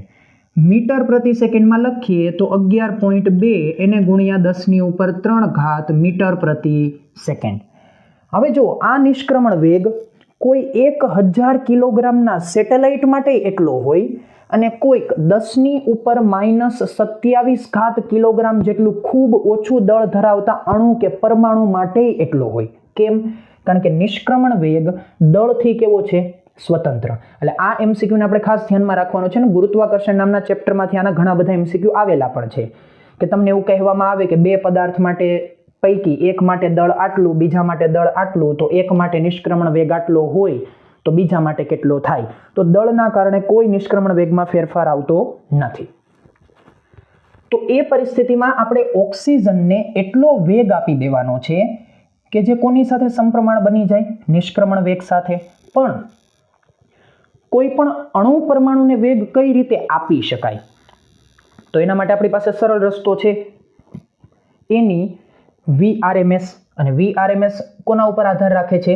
તાપમાન ઉપર. તો બસ આ પ્રશ્ન એ જ છે કે આપણે ઓક્સિજનને એટલું શું તાપમાન આપી શકીએ વાયુમંડળમાં કે જેના કારણે ઓક્સિજન એ તાપમાન થકી પોતાની RMS એટલે કે એની પોતાની VRMS કોની સાથે સમાન બનાવી લે? નિષ્ક્રમણ વેગ VE સાથે સમાન બનાવી લે અને વાયુમંડળમાંથી શું થઈ જાય? મુક્ત થઈ જાય. તો જો હવે ચર્ચા છે એક અણુની, અને એક અણુની ચર્ચા હોય ત્યારે આપણે કોનો ઉપયોગ કરવો પડે? બોલ્ટ્ઝમાન અચળાંકના રૂપમાં, અને સાથે સાથે એક અણુના દ્રવ્યમાન mના પદની અંદર VRMS ના સમીકરણનો ઉપયોગ કરવો પડે. તો એ પરિસ્થિતિમાં VRMS નું સમીકરણ શું છે? VRMS એના બરાબર √3 time kBT upon small m. આયા સ્મોલ m એટલે આપણા માટે શું છે? એક અણુનું દળ. આપણા માટે સ્મોલ m અત્યારે શું છે? એક અણુનું દળ. તો એ પરિસ્થિતિમાં આપણે જોઈએ છે તાપમાન. તો તાપમાનને કરતા બનાવવા માટે સમીકરણની બંને તરફ વર્ગ લઈ લો, એટલે આયા બની જશે v², એને ગુણ્યા કરી દો સ્મોલ m, છેદમાં થઈ જશે 3 વખત બોલ્ટ્ઝમાન અચળાંક kB, એના બરાબર શું થશે? તાપમાન T. બસ હવે જે કંઈ પણ માહિતી છે એ માહિતીનો ઉપયોગ કરીએ એટલે આપણે શું લખી શકીએ છીએ? therefore T બરાબર, હવે જેમ કહેલું છે એ પ્રમાણે RMS બરાબર તો શું થાય છે? એસ્કેપ, એટલે એનો વર્ગ, એટલે 11.2 એને ગુણ્યા 11.2 એને ગુણ્યા અને 10 ની 3 ઘાત, 10 ની 3 ઘાતનો વર્ગ શું થઈ જશે? 10 ની 6 ઘાત. આ થઈ ગયું આપણા માટે કોણ? v². હવે m એટલે ઓક્સિજનનું દળ જે આપી દેવામાં આવેલું છે. કેટલું છે? 2.74 ગુણ્યા 10 ની ઉપર, 10 ની ઉપર કેટલી થઈ જાય છે? -26 ઘાત kg, એના છેદમાં 3, અને બોલ્ટ્ઝમાન અચળાંકનું મૂલ્ય કેટલું આપેલું છે? 1.38, 10 ની ઉપર -23 ઘાત. હવે આ 10 ની -23 ઉપર જાય એટલે 10 ની +23, એ 26 સાથે જાય એટલે ત્યાં વધશે 10 ની -3, એ -3 ને આ 10 ની 6 સાથે જોડો એટલે બધાયના અંતે ઘાત તરીકે વધશે 10 ની ઉપર કેટલી ઘાત? +3 ઘાત. તો આ આપણે એવું લખી શકીએ કે T એના બરાબર, આગળ જે કંઈ પણ માહિતી આવે એનો જો હમણાં આપણે લખીશું, પણ ગુણ્યા 10 ની ઉપર કેટલી ઘાત વધે છે? 3. હવે આ જે કંઈ પણ માહિતી આપેલી છે એનો આપણે ગુણાકાર ભાગાકાર કરીએ તો અંશમાં આપણને શું આપવામાં આવેલું છે? 11.2 નો વર્ગ, 11.2 એને ગુણ્યા 11.2 અને એની સાથે બીજો ગુણાકાર કોનો છે? 2.76 નો, 2.76. એ જવાબ આવે છે આપણી પાસે 346.21. એને ભાગા કરવાનું થશે 3 અને એને પણ હજી ભાગા કરવાનું થશે 1.38. તો જવાબ ફાઇનલી બને છે 83.62. 83.62. therefore હવે આને જો આપણે આવું લખીએ કે 8.36 તો 10 ની 3 ઘાત બની જશે 4 ઘાત અને SI એકમ તરીકે કેલ્વિન. તો કેટલું તાપમાન તમારે વાયુમંડળને આપવું પડે? 8.36 10 ની 4 ઘાત કેલ્વિન. ત્યારે તમે એ ઓક્સિજનની RMS ને કેટલી શક્ય રીતે ઇક્વલ બનાવી શકો? એસ્કેપની સાથે, એટલે કે નિષ્ક્રમણ વેગ સાથે. ત્યારે ઓક્સિજન વાયુ આ જે પૃથ્વીનું વાયુમંડળ છે એમાંથી મુક્ત થાય. ચાલો પછીનો પ્રશ્ન, કોઈ પાત્રમાં ભરેલા વાયુનું તાપમાન વધારતા તે પરિણમે છે. હવે આ પ્રશ્ન ફરી પાછો રિપીટેડલી આવ્યો, લગભગ ત્રીજી વાર આ પ્રશ્ન આવ્યો કે જ્યારે પણ કોઈ પણ પાત્રની અંદર તમે વાયુ ભરેલો હોય અને તાપમાનનો ફેરફાર કરો તો શું થાય? તો એની પહેલા પણ આપણે એવી વાત કરી ચૂકેલા હતા કે તાપમાનના ફેરફારના કારણે એક તો એ કે એની અથડામણો વધી જાય, બરાબર છે. તો આ અંદર જો એવું કહેલું છે કે આંતર આણવીય અંતરમાં ઘટાડો થાય, તો એ બાબત એની સાથે લેવા દેવા નથી. દ્રવ્યમાનમાં વધારો, એને પણ ફેર ના પડે. જવાબ આપણો આવશે તેની ગતિ ઉર્જામાં વધારો થાય. બીજો પ્રશ્ન આગળ આપણે એવો પણ જોયેલો હતો કે જો તમે કોઈ પણ પદાર્થને 0 કેલ્વિન તાપમાન આપી દો તો શું થઈ જાય? તો 0 કેલ્વિન તાપમાન આપવાથી આપણને ખબર છે કે VRMS બરાબર √T ના સંબંધમાં છે. તો T 0 થવાથી VRMS 0, એટલે કે બે શબ્દ બને કે કાં તો એમ કહી શકો કે ભાઈ એની ગતિ ઉર્જા શૂન્ય થઈ જાય, કાં તો એવું કહી શકાય કે એની અંદર જે કાંઈ પણ કંપનો છે એ બધા કંપનો કેવા થઈ જશે? ફ્રીઝ થઈ જશે. એટલે એકના એક મુદ્દાને અલગ અલગ વાક્ય પ્રયોગમાં બદલી અને રિપીટેડલી પ્રશ્નો પૂછાયેલા છે. એટલા માટે મારી પ્રાયોરિટી એક જ છે, પ્રીવિયસ યર એક્ઝામિનેશન ક્વેશ્ચન. ચાલો પછીનો પ્રશ્ન છે, એક નળાકારમાં 249 કિલો પાસ્કલ દબાણે એટલે દબાણનું મૂલ્ય કેટલું આપવામાં આવેલું છે 249 કિલો પાસ્કલ. એટલે રફલી આવું જ કંઈક થઈ ગયું 249 ગુણ્યા 10⁻³ પાસ્કલ આટલું દબાણ આપેલું છે. અને 27 ડિગ્રી સેન્ટીગ્રેડ તાપમાને હાઇડ્રોજન વાયુ ભરેલો છે. તાપમાન તરીકે કેટલું આપવામાં આવેલું છે 27 ડિગ્રી સેન્ટીગ્રેડ તાપમાન. તો કેલ્વિનમાં બદલીએ તો કેટલું થઈ જશે 300 કેલ્વિન. હાઇડ્રોજન વાયુ ભરેલો છે તો શું જોઈએ છે એની ઘનતાનું મૂલ્ય આપણે ફાઇન્ડ આઉટ કરવાનું છે. જેમણે હું લગભગ એક આગળના એમસીક્યુમાં વાત કરતો હતો એ પ્રમાણે કે તમને આવો એક પ્રશ્ન હાઇડ્રોજન માટે ઘનતા મેળવવાનો આપેલો છે. તો હવે જો અહીં તમને હાઇડ્રોજન વાયુ આપેલો છે એટલે હાઇડ્રોજન વાયુ માટે આણ્વીય દળ કેટલું લેવાનું થશે? હાઇડ્રોજન વાયુ આપણને ખબર છે કેવો છે દ્વિપરમાણવીય. એટલે H2 માટે આણ્વીય દળ કેપિટલ M બરાબર શું થઈ જશે 2 ગ્રામ. અને 2 ગ્રામને અહીં આપણે SI એકમ તરીકે કિલોગ્રામમાં લખો એટલે 2 × 10⁻³ કિલોગ્રામ. તો બસ હવે દબાણ અને ઘનતાનો સંબંધ છે એટલે ફરી પાછું આપણું એ જ જૂનું અને જાણીતું સમીકરણ P/ρ એના બરાબર RT એના છેદમાં શું આવશે અહીં M0. અને એના ઉપરથી અહીં શું બની શકશે? આપણે જવાબ જોઈએ છે ઘનતાનો એટલે રોહને આપણે કરતા બનાવીએ તો રોહ બરાબર શું થશે? રોહ બરાબર P M0 upon R × T. હવે દબાણ કેટલું આપેલું છે 249 10⁻³ અને આણ્વીય દળ તરીકે કેટલું આપવામાં આવેલું છે આપણને 2 × 10⁻³ એટલે 2 × 10⁻³ એના છેદમાં R વાયુ અચળાંક આપણને કેટલો આપેલો છે 8.3 એટલે આ થઈ ગયો આપણા માટે 8.3 એને ગુણ્યા T તાપમાન આપણને આપેલું છે 300 કેલ્વિન. હવે જો 10⁻+3 10⁻³ એ તો થઈ ગયા કેન્સલ આઉટ. આ 2 અને 300 એટલે એ થઈ જશે 150.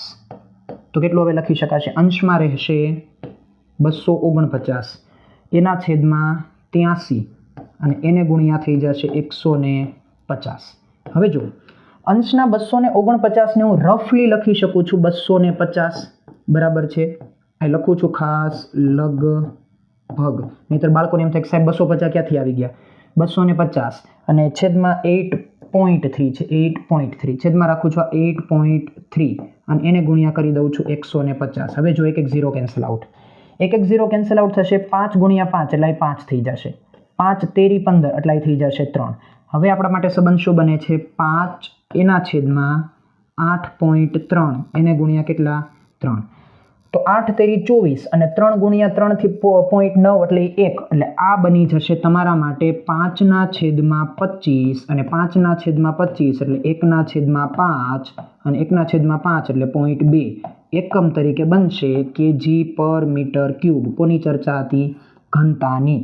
તો કયો વિકલ્પ મેચ થાય છે? 0.2 kg/m³. ચાલો પછીનો એમસીક્યુ જોઈએ.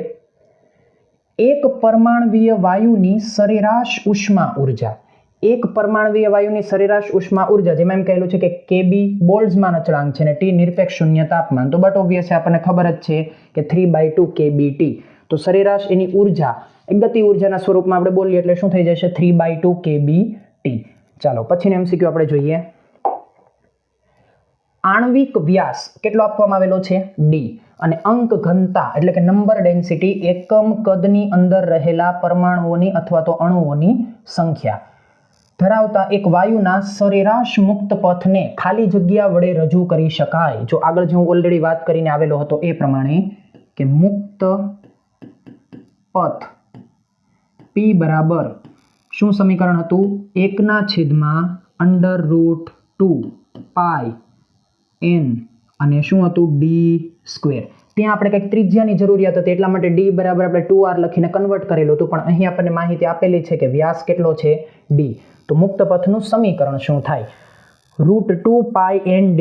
કયો વિકલ્પ મેચ થશે? વિકલ્પ B. ચાલો પછીનો એમસીક્યુ જોઈએ. હવે આ ઇમ્પોર્ટન્ટ એમસીક્યુ કારણ કે નીટ લગભગ 2021 ની અંદર આ પ્રશ્ન પૂછેલો હતો કે જો જેની અંદર મેં તમને જે કંઈ પણ કન્ક્લુઝન બધા આપેલા હતા એ કન્ક્લુઝન ઉપરથી એમણે એમસીક્યુ બનાવી નાખ્યો કે એક તરફ સ્તંભ 1 ની અંદર તમને અલગ અલગ 4 મહત્વપૂર્ણ ટાઇટલ્સ આપેલા છે અને 4 ટાઇટલ માટે કયા સમીકરણ સુસંગત છે એ તમને ક્યાં આપવામાં આવેલા છે? કોલમ 2 ની અંદર.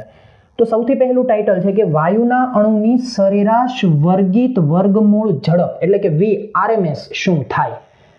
તો VRMSનું સમીકરણ આપણને સારી રીતે ખબર છે કે √3RT/m જે આપણે આગળ શરૂઆતમાં જ જે કંઈ પણ આપણે વન શોર્ટ રિવિઝન લીધેલો હતો એની અંદર આપણે લખેલો હતો √3RT/m અને આપણે એક MCQ પણ આવ્યો હતો જેમાં આપણે એને ધ્વનિના વેગની સાથે પણ આપણે એને કમ્પેર કરાવેલું હતું. એટલે આ રીતનો સંબંધ આપણા માટે બની ગયો RMS વેલોસિટી માટે. પછી આપેલું છે આદર્શ વાયુ દ્વારા લાગતું દબાણ. તો દબાણ માટેનું બેઝિક સમીકરણ આપણી પાસે શું હતું 1/3 Nm V એવરેજનો સ્ક્વેર. અને આ મુદ્દો જે છે આપણે એવી રીતે પણ કન્સિડર કર્યો હતો કે ક્યાંક આપણે આવું સમીકરણ લખેલું હતું કે દબાણ અને ઉર્જા વચ્ચેનો સંબંધ શું, તો આપણો MCQ કંઈક બન્યો તો P = 2/3E. તો ત્યારે પણ મેં તમને આ સમીકરણનો ઉપયોગ કરીને જ એ બાબત સાબિત કરાવેલી હતી. પછી આપેલું છે અણુની સરેરાશ ગતિ ઉર્જા. તો અણુની સરેરાશ ગતિ ઉર્જા તો હજી હમણાં આપણે આગળના MCQમાં કમ્પેર કરી કે એ સરેરાશ ગતિ ઉર્જા તમને કેટલી આપવામાં આવેલી હતી 3/2 kBT. તો એ MCQ આપણે આગળ જ હજી જોયેલો હતો. કયા MCQમાં જોયેલો હતું? અણુની સરેરાશ જો આવી ઉષ્મા ઉર્જા એટલે આપણા માટે શું આપવામાં આવેલ હતી? ગતિ ઉર્જા. અને એ ગતિ ઉર્જાનું મૂલ્ય આપણે શું લીધેલું હતું? જો 3/2 kBT. તો બસ એ જ પરિસ્થિતિ અનુસાર અહીં પણ આપણને ગતિ ઉર્જાની માહિતી પૂછેલી છે. પછી છે મોલ દ્વિપરમાણુક વાયુની કુલ આંતરિક ઉર્જા. હવે દ્વિપરમાણવીય પણ કેટલો? 1 મોલ. 1 મોલ એટલે n = 1. દ્વિપરમાણવીય. દ્વિપરમાણવીય હોય એટલે ડિગ્રી ઓફ ફ્રીડમ કેટલા થઈ જાય? 5. એના માટે શું જોઈએ છે? આંતરિક ઉર્જા. તો આપણે ઓક્સિજન માટે આગળ લખી ચૂકેલા હતા NF/2R ΔT. ઓક્સિજન ને આર્ગોનના મિક્સચર માટે વાત કરેલી હતી. તો એના ઉપરથી આપણે ત્યાં લખેલું હતું એ જ અનુસાર કયો સંબંધ અહીં લાગુ પડશે? આયા સંબંધ લાગુ પડશે 5/2RT. તો કયો વિકલ્પ મેચ થાય? એની સાથે Q. સૌથી પહેલા આવું જોવાનું છે. એની સાથે Q કેમાં છે? એક આમાં છે અને એક આની અંદર છે. પછી B સાથે આપણી માટે શું છે? B સાથે આપણી માટે B, એની સાથે આપણા માટે P. તો B સાથે P, Q થઈ જાય છે D. તો બસ આપણા માટે વિકલ્પ કયો લાગુ પડ્યો? વિકલ્પ D. તો જો આ બધી બાબતો એટલા માટે મહત્વપૂર્ણ છે કારણ કે હું શરૂઆતમાં રિવિઝન એટલા માટે જ આપું છું કે તમને પહેલેથી જ ખબર હોય કે આપણે ટાર્ગેટ કોને બનાવવાનો છે. બાકી આખા ચેપ્ટર કરવાનો કોઈ અર્થ નીકળવાનો નથી. તો ચાલો, જે બાળકોએ અત્યાર સુધી આ લેક્ચરને જોયેલો છે એમના માટે પ્રેક્ટિસ ક્વેશ્ચન. તમારી સામે ક્વેશ્ચન છે 27 ડિગ્રી સેન્ટીગ્રેડ તાપમાને રહેલા 1 મોલ ઓક્સિજનના રિજિડ રોટેટર અણુ સાથે સંકળાયેલ ગતિ ઉર્જા ખાલી જગ્યા હોય. 4 વિકલ્પ છે. બાળકોએ ગણતરી કરવાની છે. અત્યાર સુધીમાં જે કંઈ પણ સમજ્યા એના ઉપરથી આનો સાચો જવાબ જે હોય એ બાળકોએ વિડીયોની કમેન્ટ સેક્શનની અંદર આપવાનો છે. જેનો જવાબ સાચો હશે એની કમેન્ટને હું લાઈક સાઇન આપી દઈશ એટલે બીજા બાળકોને ખબર પડે કે કયો જવાબ સાચો છે. અને એ જ બાળકો જવાબ આપી શકશે જેણે અત્યાર સુધી આ વિડીયો જોયેલો છે. તો ચાલો, અત્યારે આપણે આ ચેપ્ટરમાં જે આપણો ટાર્ગેટ હતો કે વન શોટ રિવિઝન સાથે 50 જેટલા MCQને કવર કરવા એ આપણે અહીં કમ્પ્લીટ કર્યા છે. તમે હવે આવનારા થોડા જ દિવસોની અંદર નીટનું સંપૂર્ણપણે રિવિઝન એટલે કે નીટમાં કયા ચેપ્ટરને કેટલું મહત્વ આપવું અને પેપરમાં કયા ચેપ્ટરમાંથી કયા ટોપિકમાંથી ક્વેશ્ચન પૂછાશે એનો વિડીયો હું હમણાં જ અપલોડ કરવા જઈ રહ્યો છું 2 દિવસની અંદર. અને એ વિડીયોની અંદર તમે સારી રીતે બધી બાબતો સમજી અને પર્ટિક્યુલર ચેપ્ટરને પર્ટિક્યુલર વેઇટેજ આપી અને ટાર્ગેટ બેઝ પ્રિપેરેશન કરી શકો એવો મારો પ્રયત્ન છે. તો એ વિડીયો તમને યુટ્યુબના પ્લેલિસ્ટમાં અને તમારા સજેશનની અંદર મળી જ જશે. એ વિડીયોને ખાસ જોજો અને એ પ્રમાણે હું જે કંઈ પણ અહીં ચેપ્ટર વાઇઝ વિડીયો કવર કરી રહ્યો છું એ બધાને એક વખત તમે ધ્યાનમાં લેજો. ચાલો, તો આપણે આ વિડીયોને આ લેક્ચરને અહીં કમ્પ્લીટ કરીએ. મળીએ છીએ નવા લેક્ચરમાં. Till then, good bye.